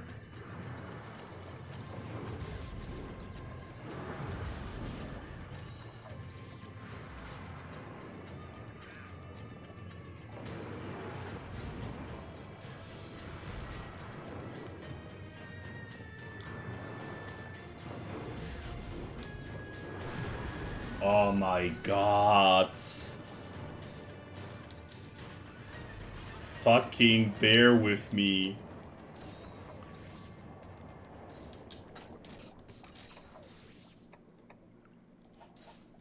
It's kind of understandable, the mechanic that he is a big, huge monster and he wants to do like big, wide rangy attacks. But it's weird. In this game, you can't dodge some of his attacks by the pure fact they're just too big. And in GU, it's the same attack, but it pulls out so quickly on ground, it's freaking devastating.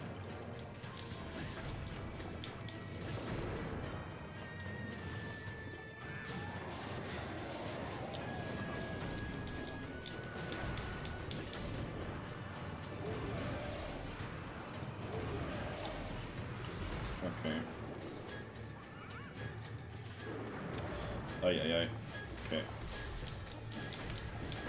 Maybe not optimal, but it was the only thing I could do there. I forgot about that all the time. I can't do a double straight slash on longsword underwater. Which is odd to me.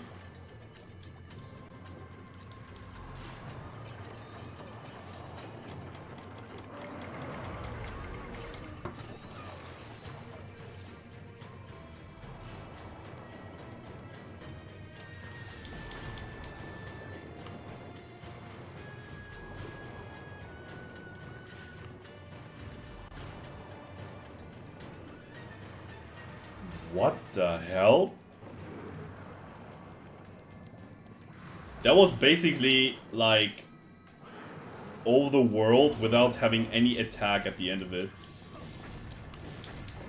He just doesn't want to attack at all. He just circled around me without doing anything. Weird.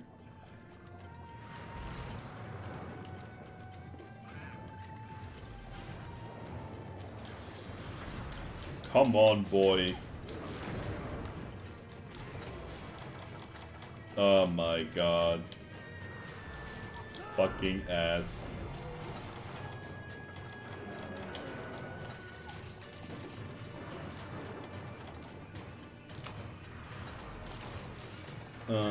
Let's do the quick swappy thing. There you go.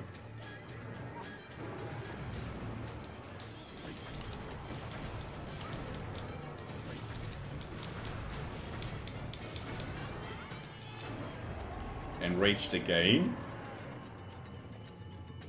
Did I actually hit you that often? What the fuck? Yo. That hitbox, my friend, was not good. Oh my... I'm so dead. Never mind. I'm the best player in the world. That was the most luckiest flinch I ever got in this playthrough. I was like, yeah, I can escape this attack. But then my longsword brain like took over and just say Unga Bunga. Hope for the flinch.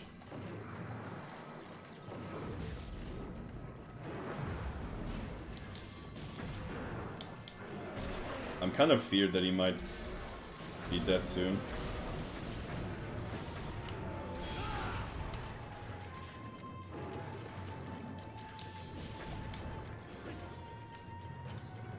Yeah, he's limping now. I need to cut the tail. Fuck. Okay, I think I can cut the tail still. Pretty sure of it.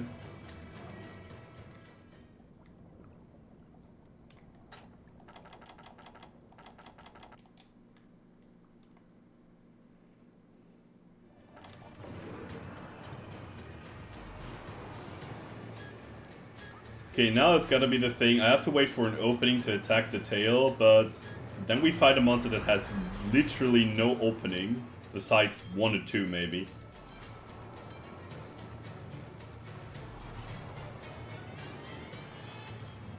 This is one of the openings. Yeah, and it happens that I only hit 1 attack because he is quickly recovering again. So... there you go.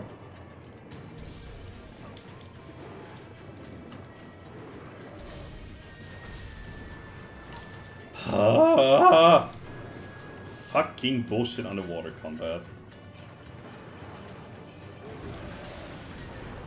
Dudes, why he is moving so much when he attacks? Holy crap. I need this tail.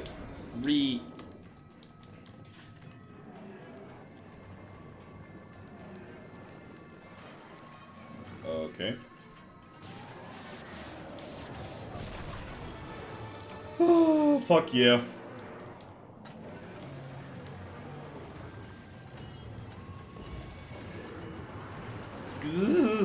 Okay. Night night. He gotta be so close to fucking die. Of course I get a scale. Fuck you, Laggy. Fuck you. You're such a miserable creature. Of course I get luck on Raphalos, but get shit on Laggy. I gotta assure you I don't get a horn either, so this quest was totally not worth it. Maybe I can get a plate here. Scale, claw, shocker. Wow. As I knew it. I knew it. He fucking gave me nothing. Fucking nothing. Ugh. Garbage reward system on Laggy. At least gives me a horn for the horn break. I mean, I get the idea that you get 2 topples from the horn break if you do it underwater. You get 1 topple from the break and 1 for the threshold. But it doesn't feel rewarding. You get bonus damage for like a couple of seconds. Cool.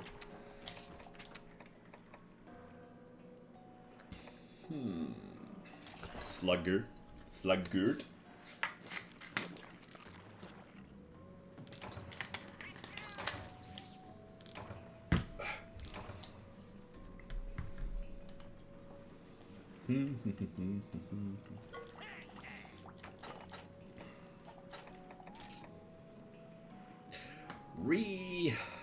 Didn't get anything here.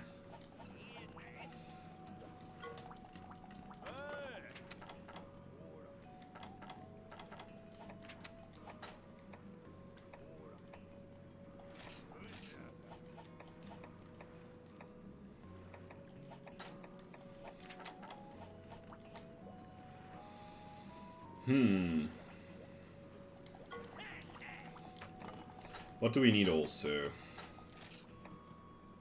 Aknektor. Oh. I could fight Aknektor with Sword and Shield. That's a funny matchup. Or I could try LS again. What does Aknektor have as a second weakness? Isn't it Thunder? It's actually ice.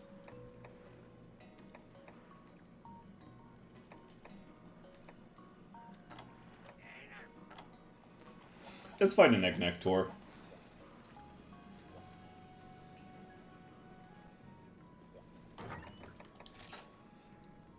I'm known Sword and Shield might be a better matchup overall against this guy, but Longsword just feels super powerful.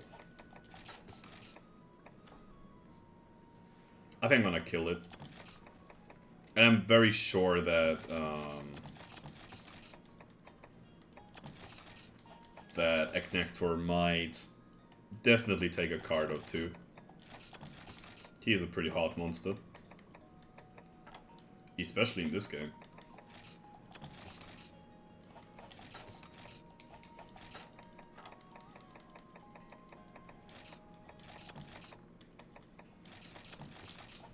What does my Moga Village progression say? Oh, whole ready crop. Ready? Alright. Some of my favorite monsters of NPCs are the Hell Hunters. Everything they say seemed like a cheap excuse, but apparently are not insane. They're the most insane hunters. Yeah. They are also in Sunbreak, right? That's one thing. I think they were also in Sunbreak. Sitting next to Elgato's food plaza. I think they were sitting there. If I'm not making something wrong here.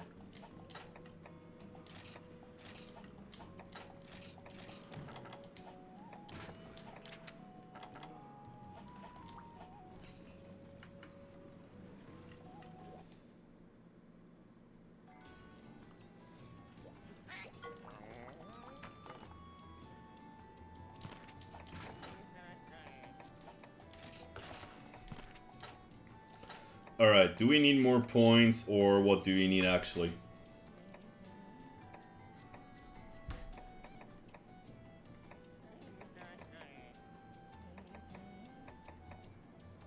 Side shroom. Why not? A couple of fog casters would be nice to have here.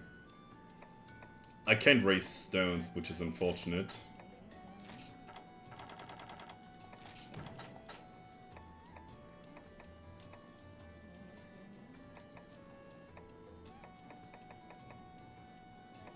And no spider webs also.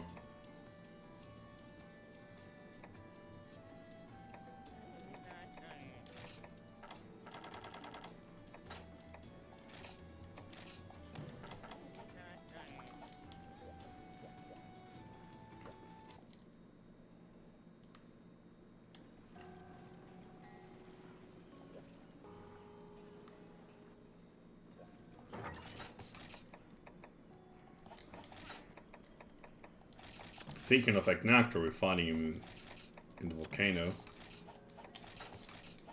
And I think when we want to kill her, just a little surprise when she's going to sleep. Just for a little bit of an extra spicy bit of damage. Alright, I'm gonna go for a toilet break real quick. I'll be back in like 2 or 3 minutes.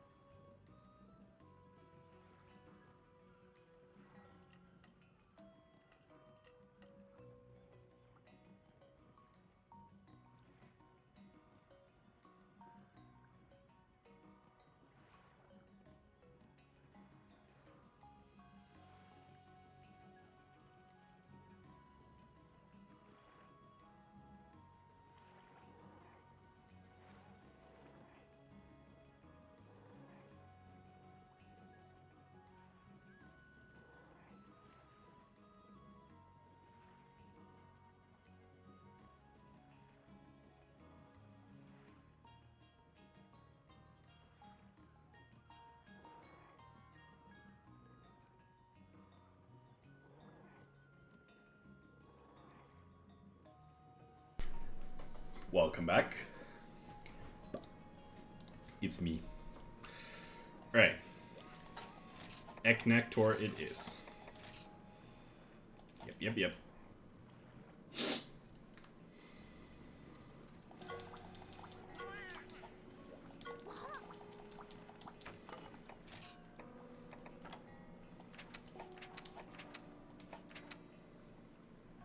Chest and tail, huh? Good. Jesus!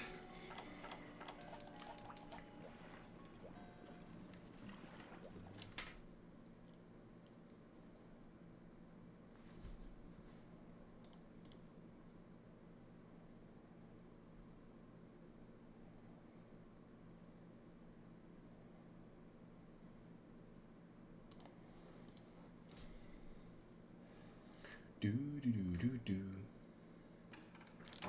Oh yeah.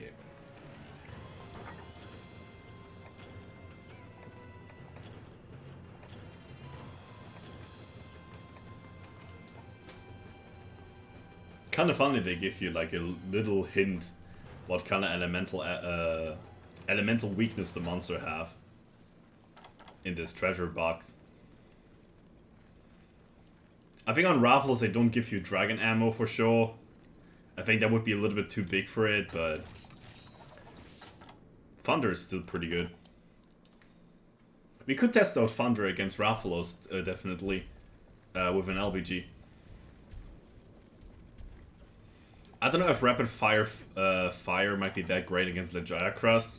I mean, the back hit zone is pretty good for fire with like 25 when it's charged, but it's really rare that that's gonna happen.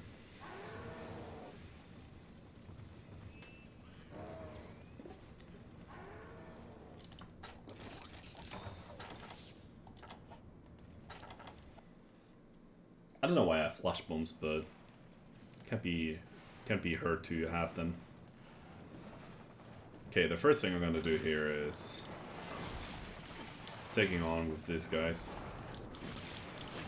If they're dead, they can't harm me anymore. Okay.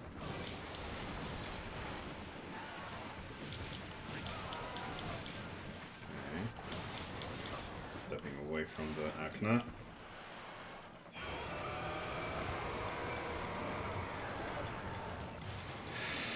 Yikes.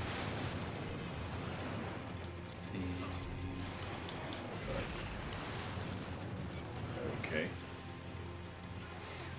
Eknector is also a very interesting monster.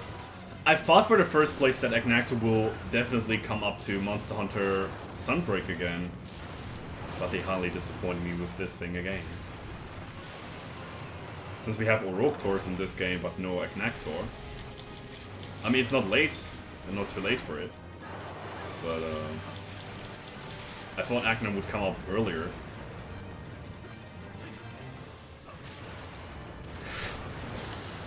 Fakey. Fakey charge is mean, dude. Fakey charge is a mean attack, dude.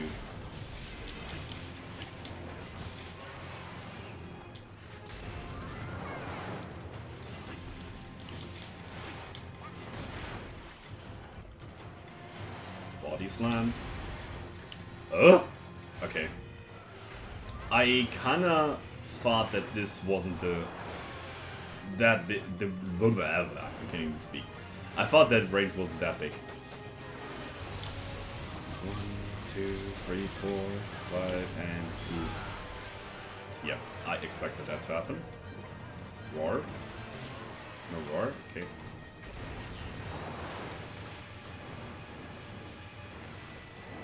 Fire.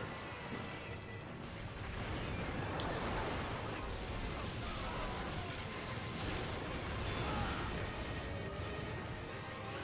You could never do that on another game besides Try. You can just randomly Spirit Gate Slash and just get the buff. In any other Monster Hunter game you can't do this with Longsword without getting super duper punished on Gage, managing. Nice.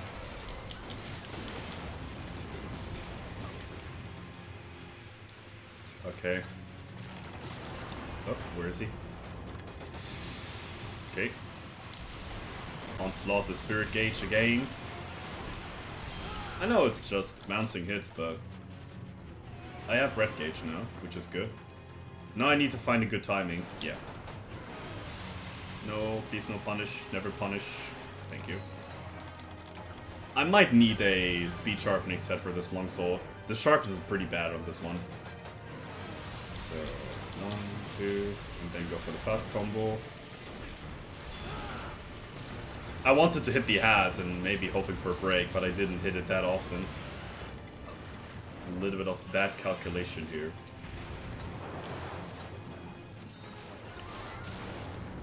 Okay.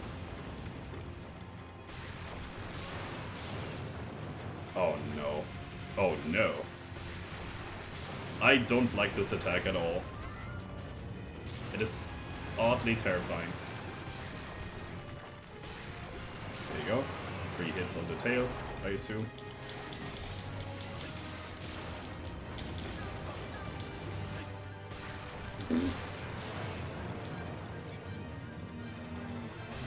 Homie, dude. Oh. I think she's doing this a little bit too often now. Jesus Christ. Oh. I'm afraid of hitting the... Yeah, okay. She's gigantic. Okay. Can't do that. 1, 2.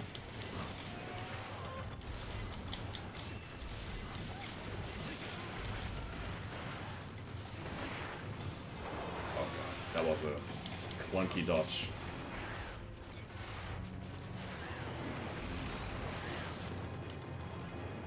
I don't really want to cut the tail yet. She's kind of like in a bad position. Now it's more likely when she's in the middle of the arena. Oh god, why you're digging so much? Oh. 1,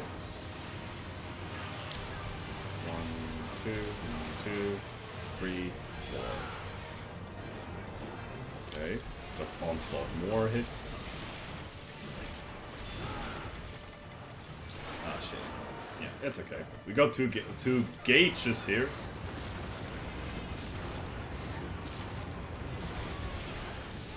Come on! Rip!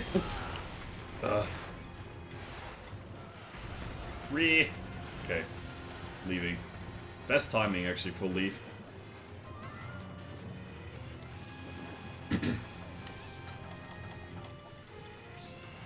Good thing she didn't do the combo that I hate she does sometimes.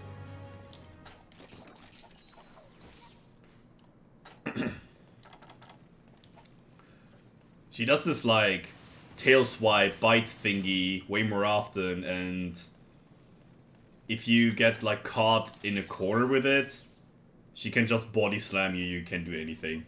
You get either, like, tremor, and then she does the tail bite thing again. That is a weird combo she can do.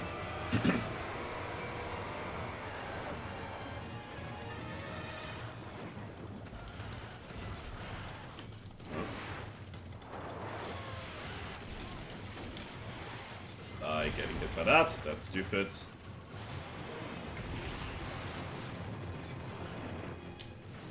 Please don't cut. Okay.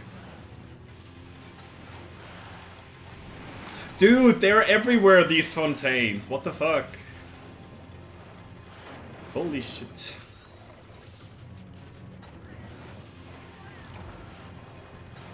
Cooling effect off.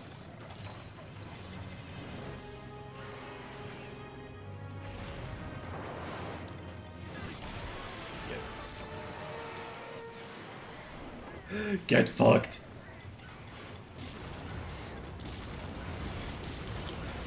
Huh? Didn't I sharpen? I forgot to sharpen. I'm such an idiot. Go away, feline. Go away. Don't bug me, please. Ugh.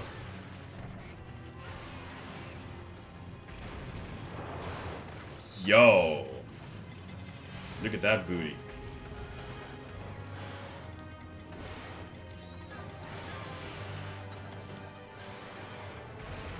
effective hunting looks different. Ah, okay. Ha! The floor is lava!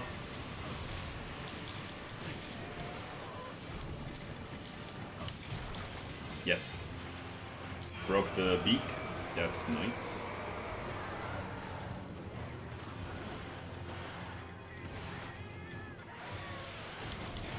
Yes. Finally I can do a combo. Oh no, never mind. I forgot about they changed that in Portable Third, where you can actually hit her back with green sharpness. Yikes. Beam. Fine. Yes. Full power! Okay. Nope. Too much commitment on longsword needed for this attack to work.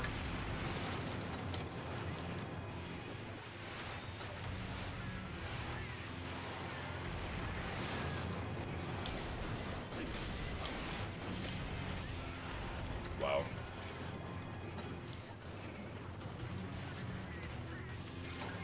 Yay! Good. Got the tail.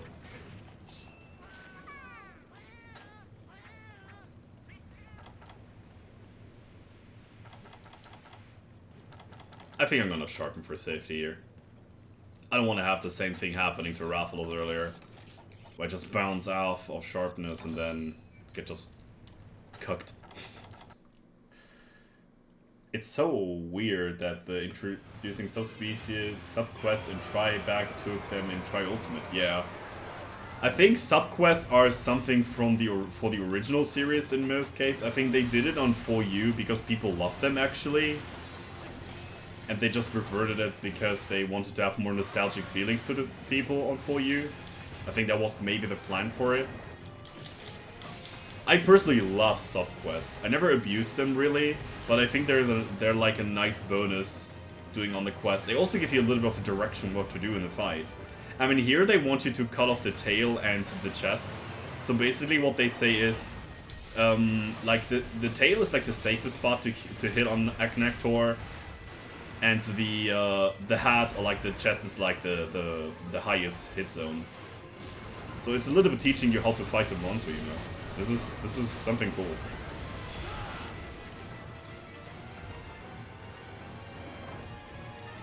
Can you freaking start an attack? Turn, turn, turn again, turn, turn, turn again. Yeah, Renoplos, you're an asshole. Your mom doesn't love you, and I do neither.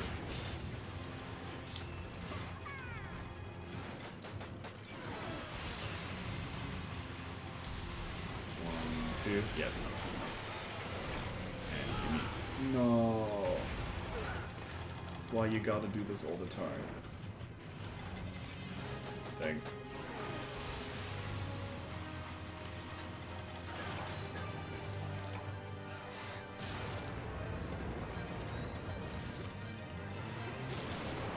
I hate this attack.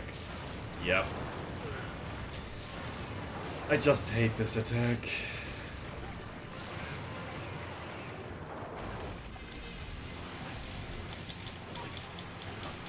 Yes. I can... oh no.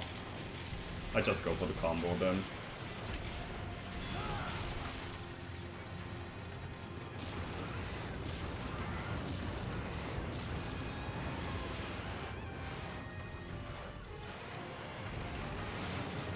Come here.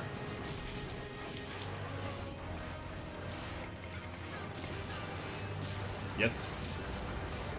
Good thing, Agna. Okay.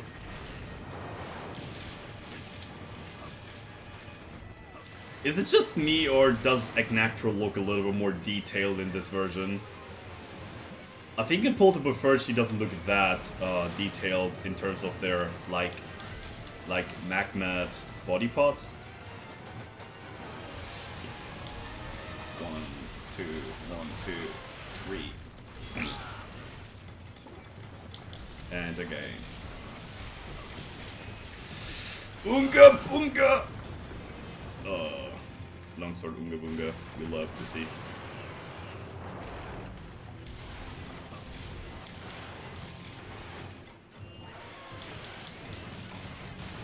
Okay.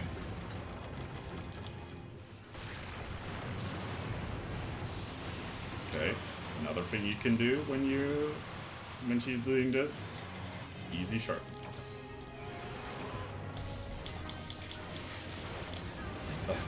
Okay, I did the thrust instead of the...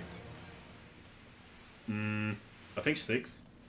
I think she can be in 6. I mean, it was... I mean, the subquests were also Monster Hunter DOS, and they got it back, like, away in Freedom 2 again. So they did this thing, like, twice already with the subquests. I know that in Monster Hunter DOS, the subquests were, like, introduced. But, nice. Yes. Okay. That was probably not very effective, but... Okay. Woo! That dodge. Okay. Yeah, Monster Hunter DOS had subquests too. A lot of European people doesn't refer to Monster Hunter DOS by the pure fact they never touched the game. I mean, I played DOS just this year, and I enjoyed it for what it does, but I see heavy levels of jankiness in Monster Hunter DOS also.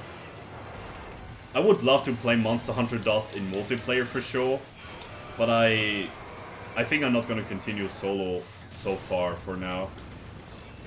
The low rank village hub is just stupendously difficult in this game. Those subquests were interesting, but they made this mechanic with the bat thing where you can't just end quests.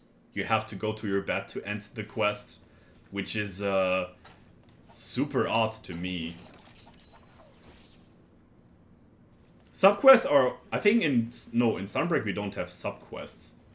I mean, it's not needed, the rewards are very benefiting in Rise. I barely have the need of certain items. Sometimes I have to grind certain monsters for it. But then again, hunts go really fast in this game, so I don't really bother much. In those games where you have to fight a monster for like 15 minutes, at least like maybe 20 minutes also, it can be way more crucial then.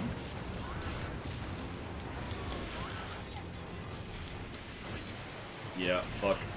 I just want the gauge up because I don't want to lose it, but longsword bounces are just awful. Yeah, I can't sharpen yet. Yeah, I have to go. Cha-Cha's dead. Me nearly dead also.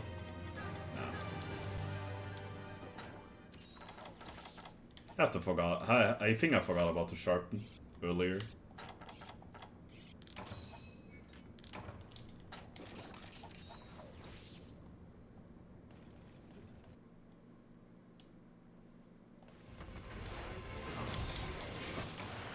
What? Yo, sub 20. That's okay. My first Agnactor with a gun took like 30 minutes. 32, I think. Pretty long and exhausting fight with guns, but maybe I'm gonna just change to water ammo instead and just try it with this way. It's funny, in Portable Third right now with my endgame builds, and I never need like 10 minutes or something for Agnactor. Yo, Chisel! Thank you for the 11-month resub, man. Thank you, welcome back to the Beans Pub. Yo, how's it going, man? Good to see you. How is your day been?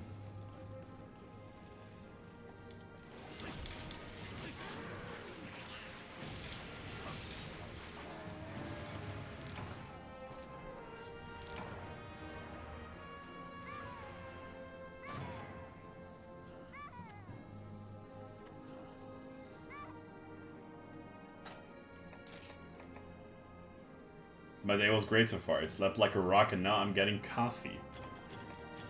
I see. I slept also very well today. I didn't get a great beak again after I beat the crap out of its face. Okay. Then not, I guess.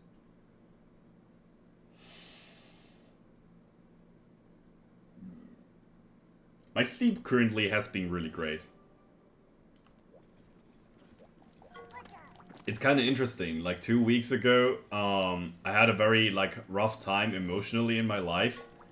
And the current like 1 week or like the current last week to now, my mood and my positivity level is like straight up increasing.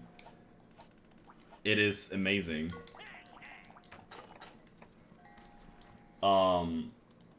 I don't know, I got amazing things to say. I got an advanced paycheck in my work days, which means I got a bonus paycheck for a couple of euros, and that was amazing for my hard work that I did. And also, I started skating again. Feeling good and sporty.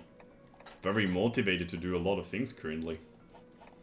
Which is kind of ending onto Monster Hunter. I just don't know what to play after Try. That's why I'm taking a little bit my time, I think, in Try right now. And seeing what I can actually do here. I don't know if I should rank up the Acna Blaster. I don't really like the gun too much. Has weird stats overall.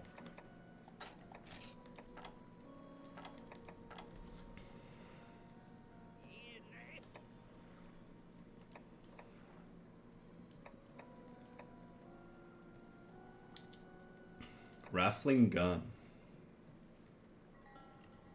Shot types aren't bad though.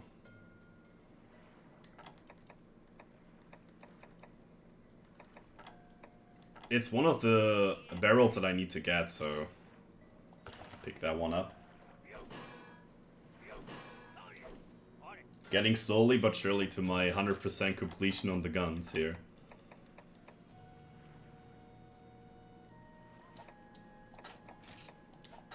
Frames. How far are you in Try? I'm technically finished with the village. I just have to do the urgent quests that are now unlocked. There are a couple of like multi-monster quests, and what I'm currently doing is I'm farming some stuff up to beat the last final village quest with the gun. And I think when I finish that one off, I might go to wait for multiplayer or see if that works. Or I'm gonna play another game. Or finish GU. This is also something I could do. After a while. Still not finished GU yet.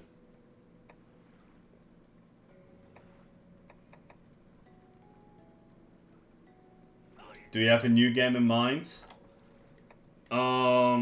I was a little bit thinking about playing another Monster Hunter game. Before I'm gonna start another game than Monster Hunter in my playlist kind of thing, I want to finish God Eater 1 first. And the next game I'm gonna play is a little secret, but I think somebody mentioned it already in Twitch chat, what that game might be, a couple of streams ago. And am I gonna tackle this game, because I wouldn't say it's a relative to Monster Hunter, but people know this game. It has similar features to Monster Hunter, and I think I'm gonna have a look on that. What I'm a little bit preparing right now is for the next year, in February, there is a game coming up called Wild Hearts, and it looks very, very interesting. It's also some sort of a monster slaying game, and I'm watching the reviews of this game, and it looks very interesting. I want to dig into that maybe too. I need some Firestones maybe and can make the Acna Blaster. The Wild Hearts look very interesting. This might be an amazing game if Monster Hunter Sunbreak doesn't keep up with me, or like doesn't keep up with like positive like title updates for me.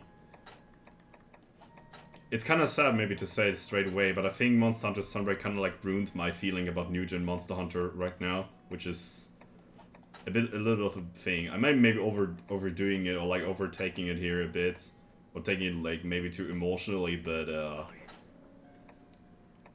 I remember the good times of Monster Hunter and I see what it becomes now, and it's like fucking, it's a damn gotcha machine. It's like not how I remember my franchise be in the past couple of years, and now it's being created in this way. And then I see games like God Eater, like Tokiden, also doing similar things in Monster Hunter, but have like very unique gimmicks in the game, and that kind of like drags me more than actually playing Sunbreak right now, which is the thing.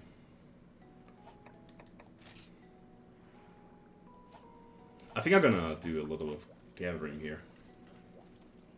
I need some Firestone still.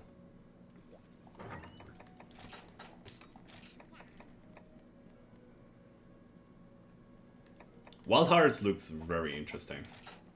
They have a mechanic that you can place obstacles in front of you, and you can mount those obstacles and jump off from them to damage the monster and do special actions above those obstacles. And I think this is super fun. It looks super interesting to do. I'm like, yeah, that looks fun. They have also a different, like, some sort of different weapon types in this game. One of them is called a bladed Vingasa, which is like an umbrella that is like coated with blades. It looks super edgy, but it's fun. It looks like an enhanced version of Lance. It's interesting. I think the thing I see currently in the new Monster Hunter game is interesting new things. And I think the current title update doesn't serve me that.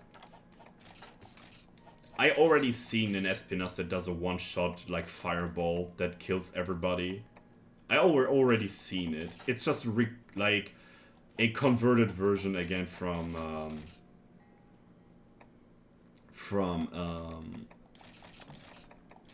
Monster Hunter Frontier.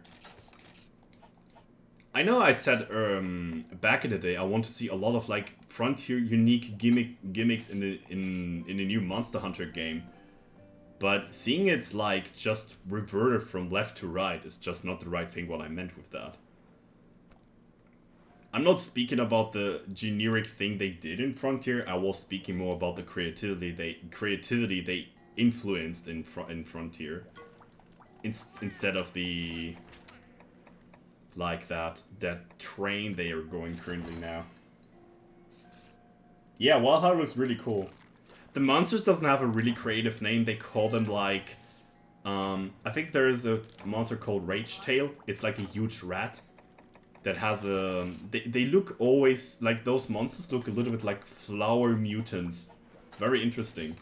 Then there is a monster called a Sap Scourge. I think this is a sort of a lizard covered in sap and moss.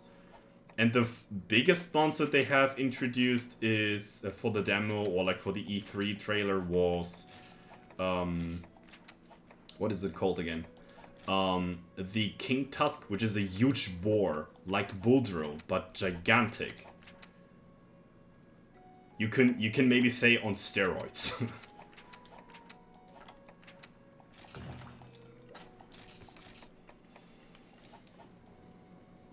I just wrote Sunbreak off. For me personally, it's just not my game and I have to wait for a 6th gen. Okay, Wild Hearts look really cool. I kind of sad that they only showed Bow so far. They showed Bow. What was it called again? The Bladed Wingasa. And they showed up the, what is it called?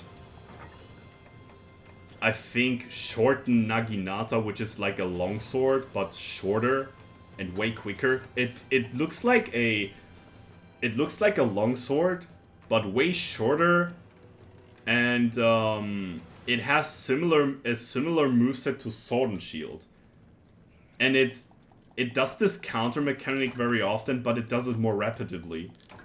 And also, if you punish a opening from a monster with those like guard or counter attacks, it benefits you very hard, like highly. and you're just swinging to the monster left to right. But you need to time it really well in this game. And there's also a lot of like new things that this bladed longsword, like katana, can do. Very cool game, actually.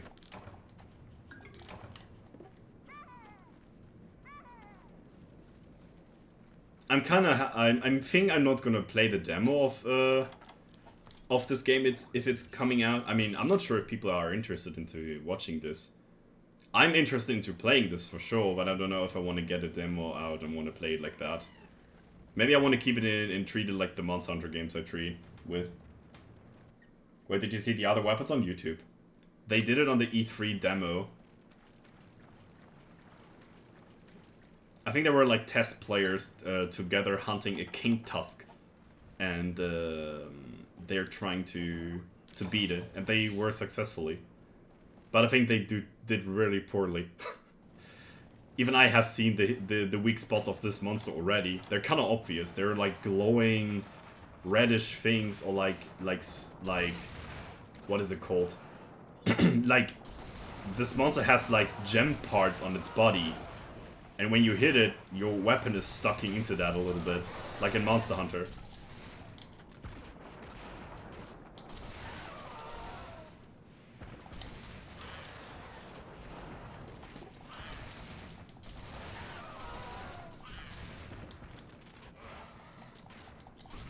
The bow looks also very interesting in this game. They made like a shot type for bow in Wild Hearts that are flying around and basically like sticking to the monster's body and then explode. A little bit like the arc shot in Monster Hunter, but they look way easier to use. I want to see what kind of weapons they also have to offer for us. I hope some other interesting weapons get to see on Wild Hearts. I would love to see a charging weapon like Greatsword, or like a morphing weapon like Switch Axe. Or just a blunt, like just a blunt hammer would also be like fantastic to see.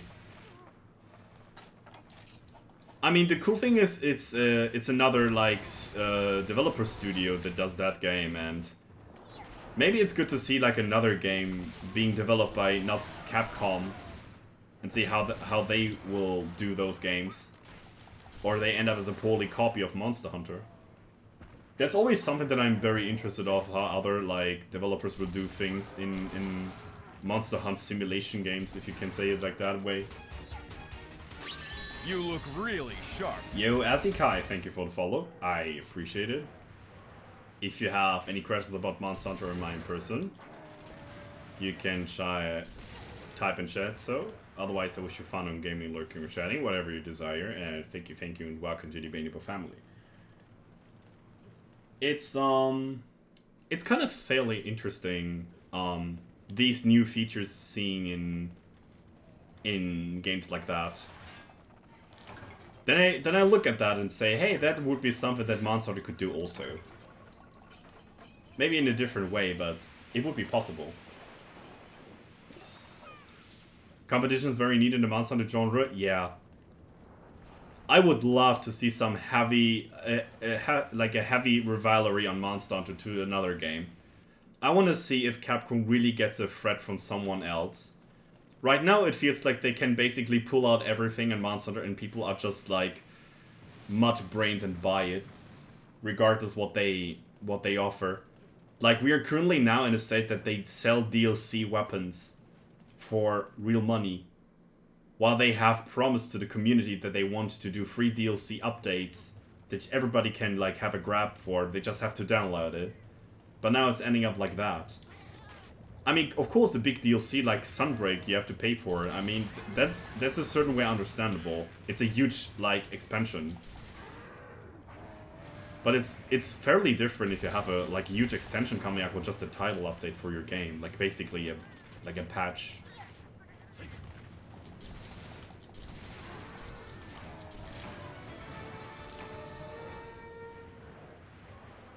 But it's hard for someone else to compete with Capcom in the genre, which they already have huge knowledge and big fan group. Okay, that might be a little bit spitting in their, like, soup bowl, but I think the knowledge that Capcom have is about aging with the franchise, instead of, like, really seeing in detail what they've done with the game. For me personally. Because I don't know why, but it feels like they pull off a lot of things just reverted from the older games and just smash them in the newer ones and call it a day. It doesn't really feel like they go like super creative anymore. I know the wire bug mechanic is something very interesting, in a certain degree, but I gotta be honest, I like the clutch claw more than that. The clutch claw wasn't that excessive and not forcefully forcing you to do stuff. It is just a system that I'm more fond of than wire bugs. The game already has so little combat they are making you zoom through it. The slinger? Yeah, I like the slinger mechanic too. Competing with like, with wire bugs, the interaction with the environment is way bigger on the slinger than the wire bug. I mean, of course you have the vertical movement, and this like new option is kind of like a blast the first time you're playing it. But it feels like it doesn't hold that long, if that makes sense.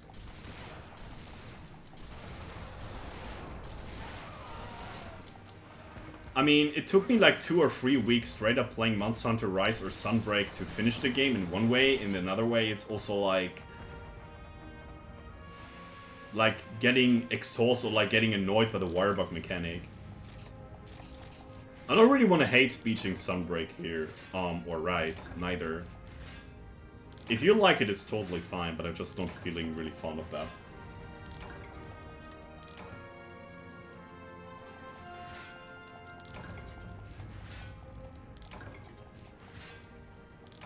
Yeah, if I would choose both of them, I would also choose Clutch Claw.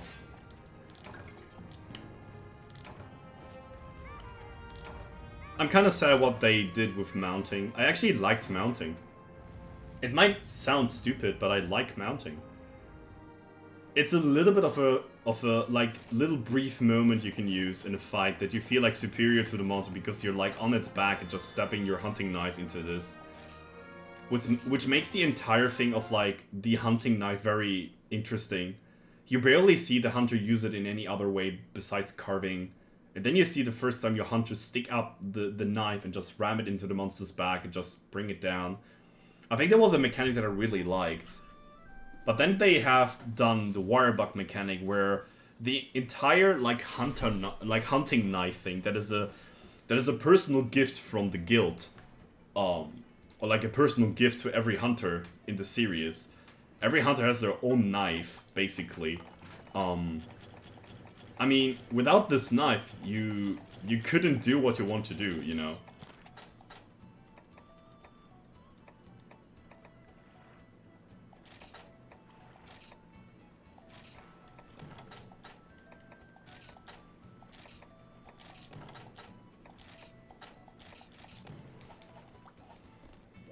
Okay, tell me you have better traits than last time.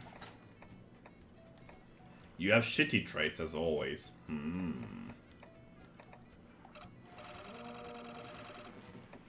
Maybe I have a bonus here. Of course it's Power Pedal and Stunning Quill.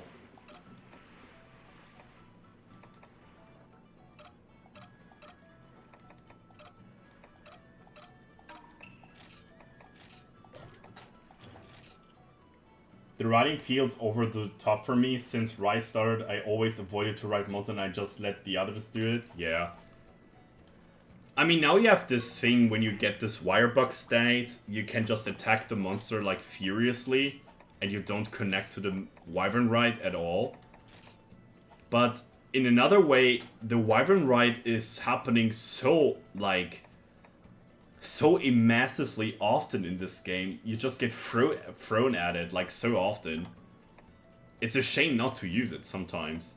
It's so much damage it pulls off. It's like you have a huge like steak in front of you, but you can't eat it because you're not allowed to eat steak, but it is so good you want to do it, right? It's weird. It's another way really shitty, in another way it's like unavoidable and it's just too beneficial for you in a hunt.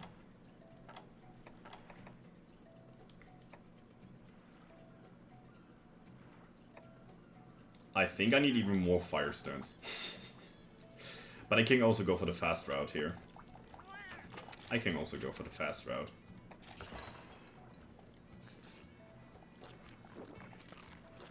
What feels odd to me is like, when you're mounting a monster or like riding a monster in Sunbreak, or like even in Rise back then, you can mount for like an infinite amount of time. It feels a little bit too much for me. You can basically take a monster from the start of the map to the very end of the map, beat a monster there to crap, and mount this monster again and just ride this one to the other side of the map and beat another one. And just get free materials from this. I mean, we had a similar feature in a similar feature in Rise with that, in Iceborne with the guarding lance. But at least in that certain thing, we had to use a Gillet Mantle and or Clutch Claw, and have to wait like 20 minutes before we can use the Clutch Claw again. And most of the time you can do it like 2 or 3 times before the monster's leaving the area of the guiding lance.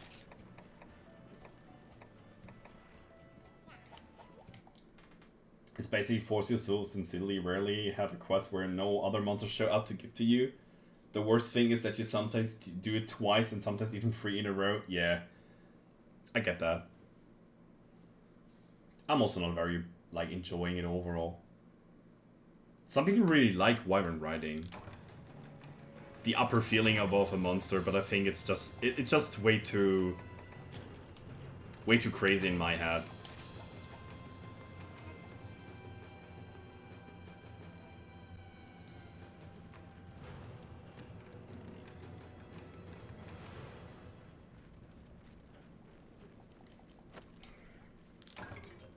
Oh.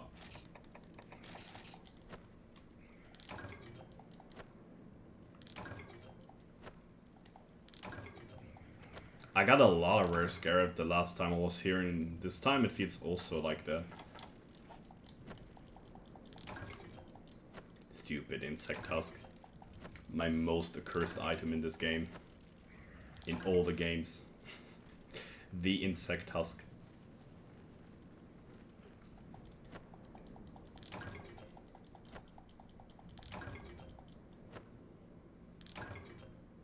Thunder Baku.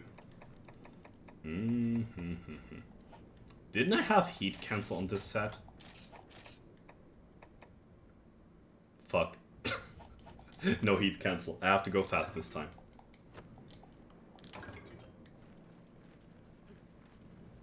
I gotta go fast.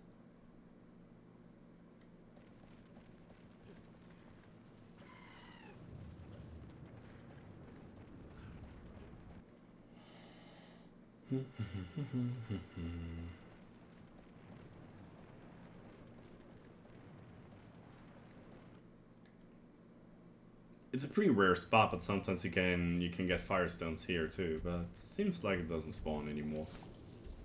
The mining spot here. I could maybe do a hunting horn only playthrough in Portable Third, I thought about that. Or maybe doing a longsword playthrough in this game. I think maybe I'm gonna make another Portable Third playthrough soon. When I'm getting finished with Try and GU. I also want to play GU, but I have to do all those like grindy things solo, and I'm not sure if I really want to do that. And I have seen the quest list that I have to do in the last rank, and I don't really feel like doing it. I see the urgent quest to the last last rank is Valstrux, and to be honest, I don't like this monster at all. Valstrux is probably one of my most hated monsters in the entire franchise. And I know a lot of people are like criticizing me for that, but I have my points. I mean, not that I'm against discussion or argumenting. I mean, we're a family-friendly group here. I mean, mostly. I mean, that most people are calling Coomers here, but you know what I mean with that. Oh my god. I hate when they dig all the time. It's just, I'm just so off to boss drugs. And I have to fight him now a couple of times in GU.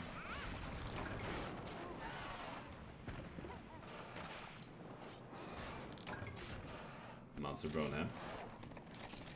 Finally an item we can use.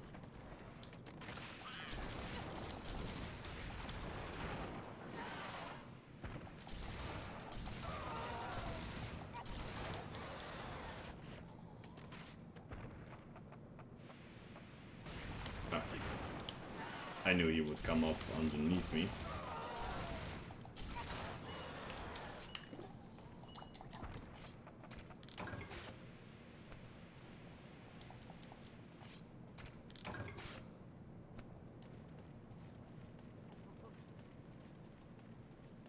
Just 2 more of them and I'm done.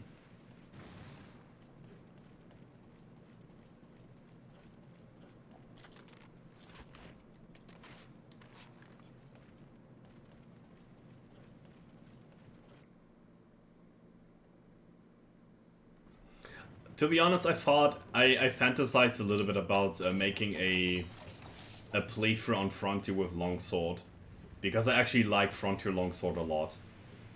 The thing with Frontier is it's just a too long game to make a playthrough out of it.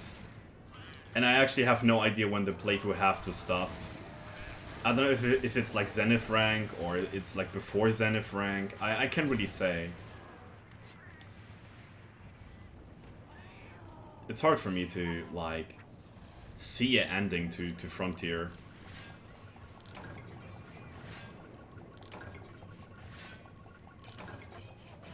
Frontier Longsword is super interesting. You look really sharp. Yo, 2 Lollipop 2. Thank you for the follow. I appreciate it. If you have any questions about myself or Monster Hunter, feel free to type in chat so. Otherwise, I wish you fun on gaming, lurking, or chatting, whatever you desire. And thank you, welcome to the Debatable family. Yeah, I think Longsword in Frontier is super interesting. They have, you know the Fate Slash that you can do sideways in this game? They made it in Frontier with the exception that your sword attack doesn't come up from the side. It's a clear cut from top to bottom, which is, in certain cases actually better than the regular Fate Slashes. And they made a lot of other like bonuses for the weapon. I mean, of course, there's extreme style longsword also, but I think for a playthrough, I might gonna stick to Earth or Heaven and Earth, like Heaven and Earth style, or Storm style. I think Storm style is good on longsword either.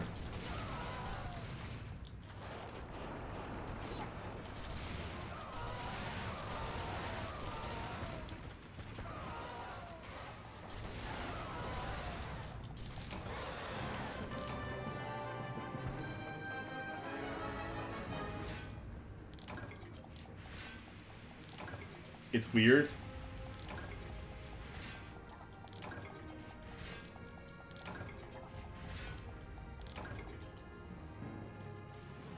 I'm currently in a void of games to play. I somehow want to play everything, but also not anything I can play currently. I mean, I have kind of like a similar thing, Chisel. You can maybe call it like I'm running out of content a little bit, but that's not actually the thing. I just don't know what to do in the next day, like in the next step in Monster Hunter, in which journey I want to get into. I also promised a lot of people to do like a VOD or like a guide on 3D Midnight Bow, and I'm currently having already downloaded the programs for it. And now I have to get into this kind of thing. What I already did is like a couple of recordings, what things to say in the guide, and I made like a script what to say in this guide video for 3D Midnight, but I didn't start with the recording and actually cutting the video and stuff. I don't know how people did that. I like do it in general when they want to do videos. I want to ask this, like a couple of people that I know from the Monster Hunter community that I'm a little bit like chatting with a couple of months ago about like video editing and stuff.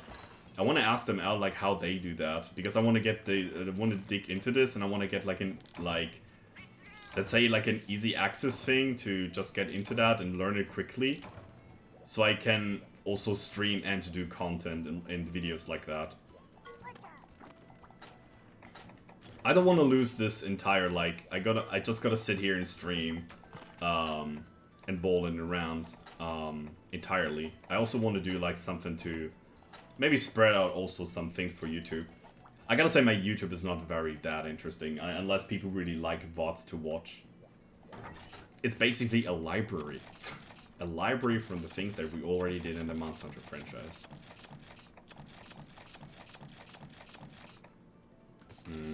Do I have enough Firestones now for making that weapon go?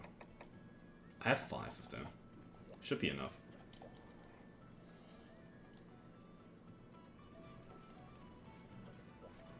Oh, posture check. I have actually very bad posture currently.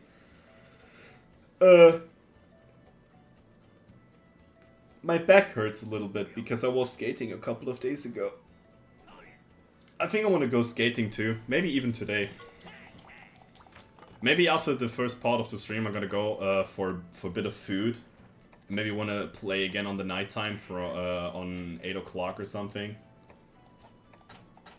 Which is about 4 hours from now.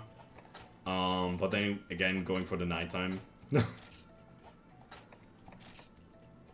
I think it was an Nectar thing I want to go for, right?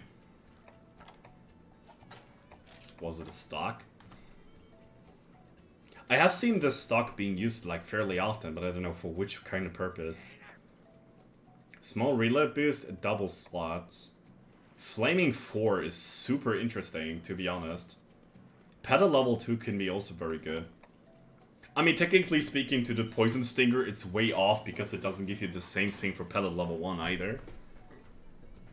And I think Poison Stinger does give you also, yeah, a small boost of like a reduced recoil thing. But the 2 slots can be interesting. I mean, good thing that we have it yet here, but need to fight some more monsters anyways.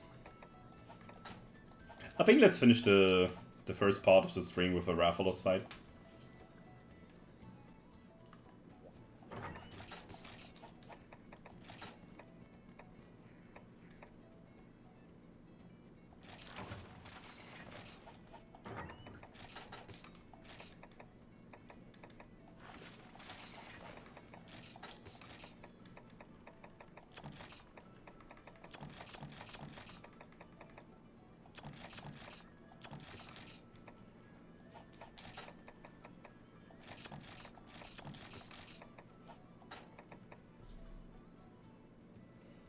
Do I want to carve Rathalos this time? Or want to sleep him again?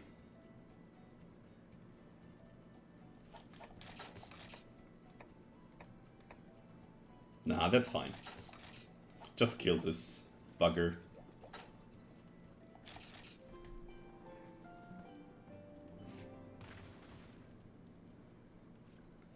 I can understand you, Chisel. I currently find myself to have interest in a lot of games.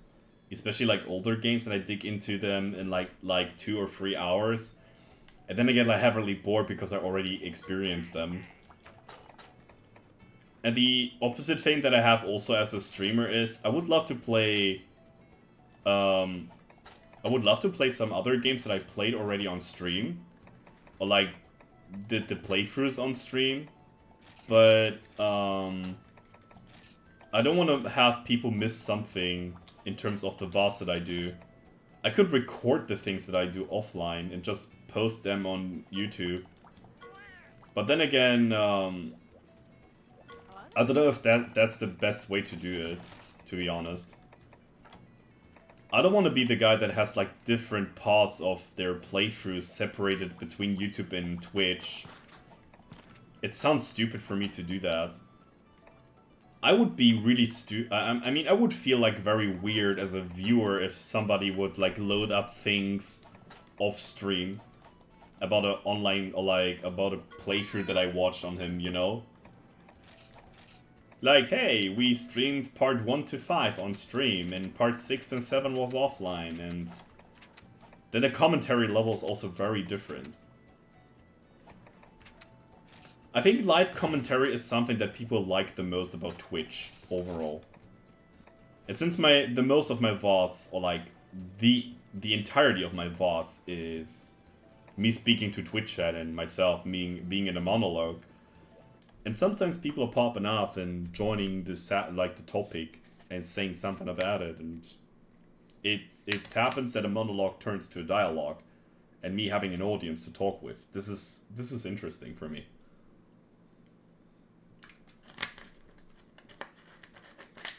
And I don't want to take that away from the VODs.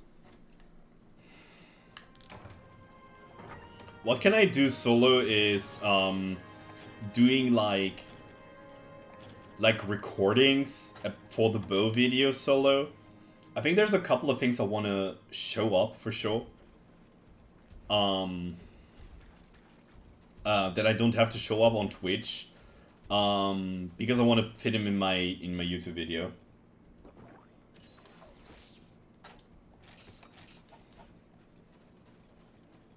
Yeah, it's kind of like a Let's Play thing. Yeah, Let's Plays were like the root of the entirety with commentating with video games and stuff. I did Let's Plays also back in the day, but it's like so long ago.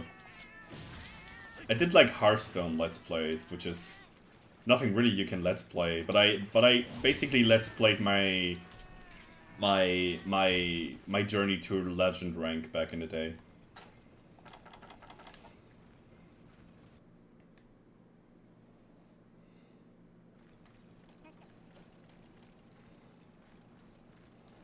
Oh, by the way, for the new people in Twitch chat, since I said this is the last time for this part of the stream, yeah, Legend rank's the highest rank in Hearthstone. Hearthstone has a specific ranking, like, system. You're starting with the rank of 25, which is the lowest rank possible, and then you have to work up to higher ranks, and the highest rank you can achieve is rank 1. And when you beat rank 1, you get into a certain category called Legend rank. And Legend rank has seats, basically. So you can be Legend rank 11,100 blah blah blah. You can also be a guy that is Legend rank 100 or something like that. And depending how good you are in Legend rank, which is definitely the best players overall, you can get ranked very certainly. And 2 months in a row, I was the best player in EU back in the day in Hearthstone, which was with a deck type that was really good. Not broken or like easy to use. You still need to know what to do, but Hearthstone in the day was way different back in the day. Do I have? Yeah. Okay. Fuck you. Don't have to do the sweaty thing. Fuck you. Big Brain Banes. I wouldn't consider myself being big brain, but the deck was very straightforward and my knowledge scaling about Hearthstone was really quick. I have a couple of people in school back in the day, or like in my apprenticeship, that were playing Hearthstone. And it was kind of funny. They were all talk about like Hearthstone and they were stuck in rank 8 and all those things, and I was sitting there, being a Legend rank like 200, 300 player, having my journey through the game, getting rank 1 in Sunday, like it was 2 days before the season ended, I got rank 1, and it was amazing. I was not the guy that was saying, why did I do that? Okay, I was getting lucky. I'm not that type of guy that is like, ha, you're just rank 8, ha ha, I am Legend rank, you're such a noob, ha ha ha. I was never that guy, like, screw those people. But, I know how RNG involving Hearthstone can be. And if you get just a very lucky, like, very lucky session of gaming, you can climb ranks so fast. Don't fireball. Oh, okay. This is okay to do. Yeah. Okay. Gotcha, bitch.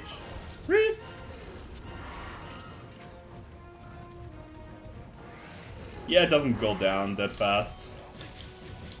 For a lot of longsword people, this is like the holy grail of longswording. Which I can understand. I got tripped by the freaking legs. Claw? Yeah. Claw is... Okay. Come on, topple, bro. I wouldn't consider myself being good with longsword or anything, but it just feels like a very handy weapon to play in this game.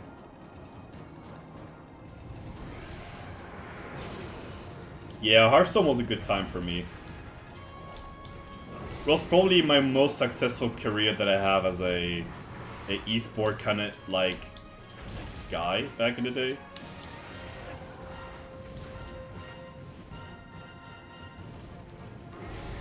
I wanted to help people all the time in Hearthstone, which was the reason why I tried to do some videos, like deck guide videos and helping people out with their decks. I was a Hunter Warlock player for people that might know a little bit of Hearthstone. I played Hunter and Warlock all the time. Why did you stop playing Hearthstone? The esport community is pretty toxic. The game was I mean, how do I say that? The game got more and more like pay to win instead of like skill based, and I didn't like that at all. The payout for like competitive players were not very big, and there were people in the community of Hearthstone. When they try to stream, they always get stream sniped, and it was really hard to do streaming and creating content while you being an esportler and trying to rank up. It was really difficult to do that. And since it's a card game, I mean, of course, in League of Legends is a similar kind of thing, but in Hearthstone, if you have a player that is fighting against you in a duel and he knows exactly what kind of cards you have, he doesn't make mistakes, you know. And it's not a lottery game where you not that you like of course card games have a certain thing of RNG involved in them, but you can play around stuff if you know, be careful about things. And it feels oddly weird if people can just counter everything what you have on your hand.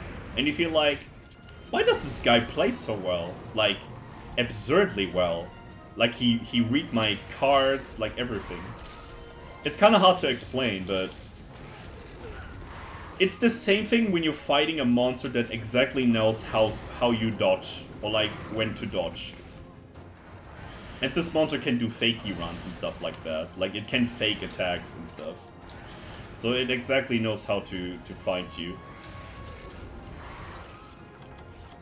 The ending of my career wasn't not only that kind of thing in Hearthstone, it was also, I think the pay-to-win fact was the hardest thing for me, personally.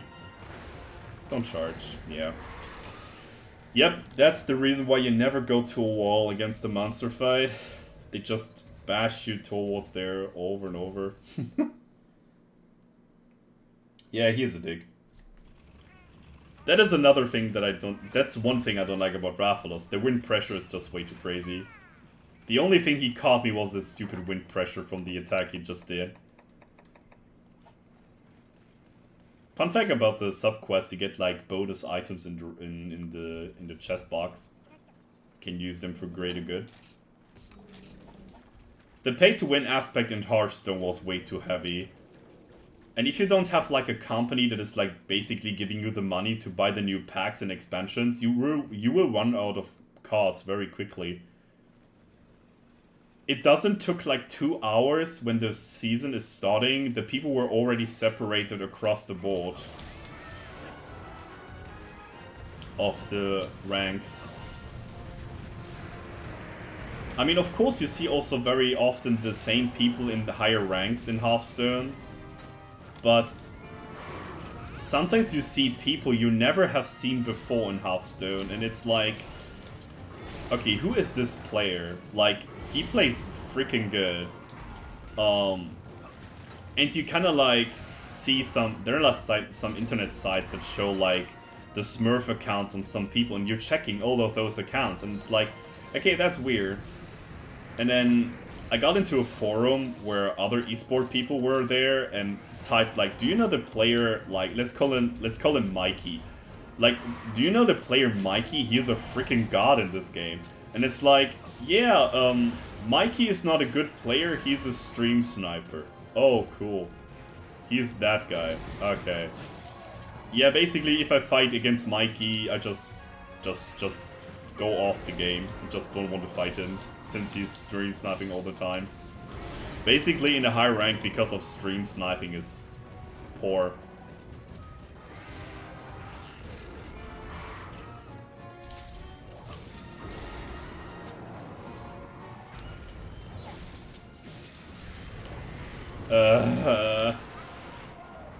Good job, Cha-Cha.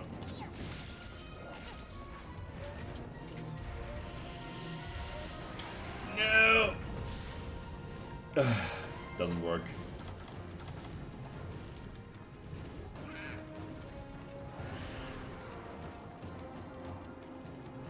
The thing about the overlay thing about Hearthstone is, what was the thing?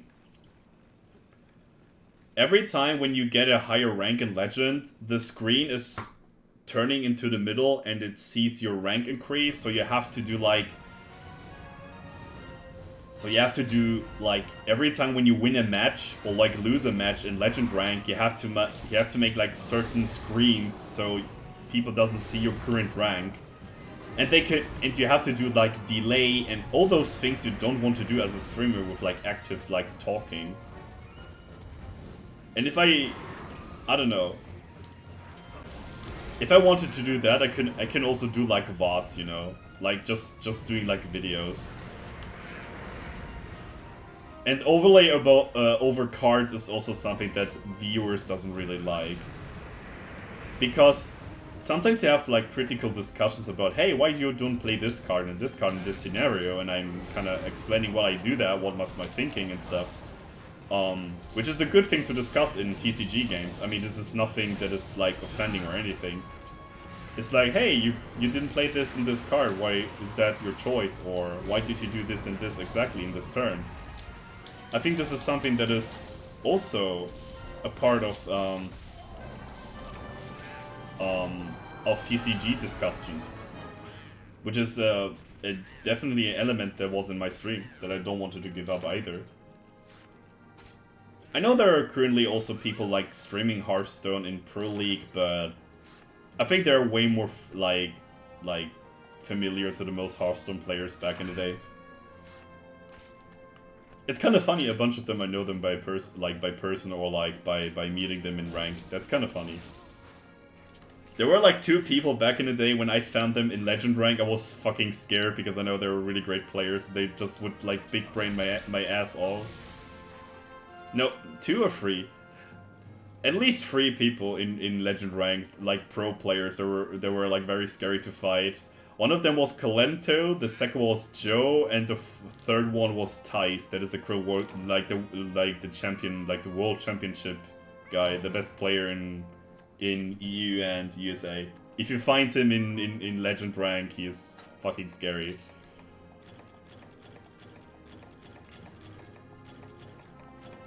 It was a kind of funny and meme time back in the day in Hearthstone. He also had a couple of people in Hearthstone when they played Legend rank, they were trolling, and they still win because you would expect like, oh, it's a paladin, it's an aggro paladin, and then you fight him with your deck and you think like, ha, you're doing pretty well. And then, fuck, it's a late game paladin deck and you throw out everything you have on your hand to annihilate their board and just try to keep up with the game. And nope, it's not aggro paladin, it's control paladin. Fuck. Completely outplayed by just picking another another deck.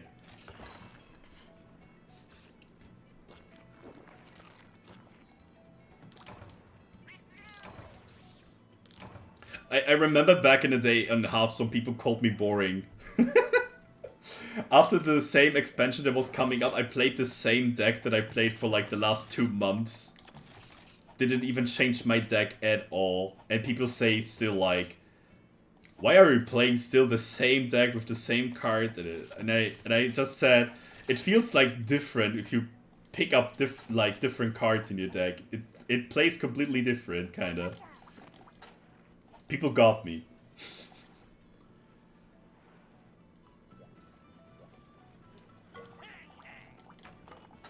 Colento was like a very big brain player. He played out people very often, especially when you fight him in a tournament. And Joe was like a warrior god. And I hate to fight him against warrior god. Yeah, exactly. Never change a running system. Exactly. That was my generic answer to this kind of question. Like I don't change my deck how it is right now. And both of the classes that I play weren't even considered being broken or anything. They were just like very staple, very solid deck types back in the day. Nothing really you would say it's a broken deck type or anything. Back in the day, what was broken in my Hearthstone time was a deck called Miracle Rogue that could literally kill someone in 1 turn later on in the game. And another deck that was really strong was Mid-Range Druid. And I played against so many Druids and Rogues after a while. I basically built my deck around Druids and Rogues. And that's the reason why I won Legend rank. Or like won very high Legend rank stats back in the day.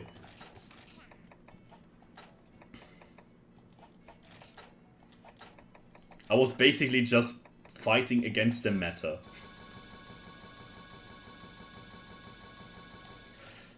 I had like 2 guys back in the day in Legend rank. We were always in a forum, and we were talking about like who did we meet today in Legend rank. And we were like, hey, I found this pro player. Hey, I was on his pro player, played against this guy, and so on. And there was a guy that played always priest. And he said when he see warlocks, he was always conceding the game. And I said, if you meet me in Legend rank, please don't concede. I get like annoyed by that. I want to play against priests because I have no idea what they do. The fun fact was, it was a Saturday. I thought like, okay, this is grinding day. Let's do some more grinding. Why not? And I was sitting in front of my PC. The first game, I got into it. I look at the player like character. I see, oh, it's a priest. I looked up at the name, and I'm like, fuck, it's the guy that I was talking with. And then we got into the game, and he conceded instantly. Then I got to Discord and typed in, you fucking bitch, don't concede the game. I need practice. He's like, I'm afraid of you, you fucking warlock. And I was like, come on, dude. I want to play at least 1 game with you. Then after a couple of duels, like 10, 20 duels later, I see him again, and he conceded. I'm like, dude, why are you doing this to me? He was afraid of me. For no reason. I don't even know why. I had a different name back in the day. I had a different Hearthstone name.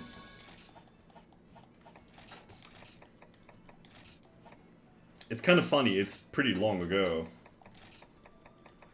I know how you would say the name, but I don't know how to type it again, because it was very weird. There you go.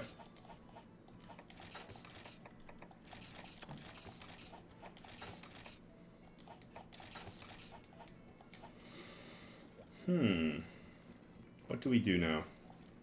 Ah, yeah, we wanted to end the stream, right? Alright. Alright, again, for people that are new here, thank you for following, and also for your lurks and stuff. If you like and don't want to miss the second part of the stream today, feel free to go to Discord and see my announcement soon coming up for the next stream. Alright, are we gonna raid someone here? I'm not sure. Should we just raid Bob Ross because he's a cool dude? I don't know if I don't know if this is the optimal thing to do. Okay, let's see if I have someone else to raid here. Why did I open? Okay, never mind. Fuck, nobody is actually streaming. Ah, besides Huckster. We could raid Huckster. Now we're gonna raid Huckster in another time. We raid Huckster all the time. People probably get bored about him. I never do, but maybe people do. Alright, let's go to raid Bob Ross. If you guys don't know him, he's an artist. He's a dead artist. And they show his old episodes. Oh, you can't raid Bob Ross. That's insane. Okay. Then this is... Okay. Then we have to go for the Mr. Huckster raid again. Alright. I wish you guys a wonderful time. We see us in about like 2, 3, 4 hours. I'm gonna make a announcement before I do this. And I wish you guys a wonderful time. Gonna check out on Huckster. He's a great dude. Playing Portable Third currently. Also a Gen 3 game. And we will see us in a couple of hours from now. Bye-bye. Bye-bye.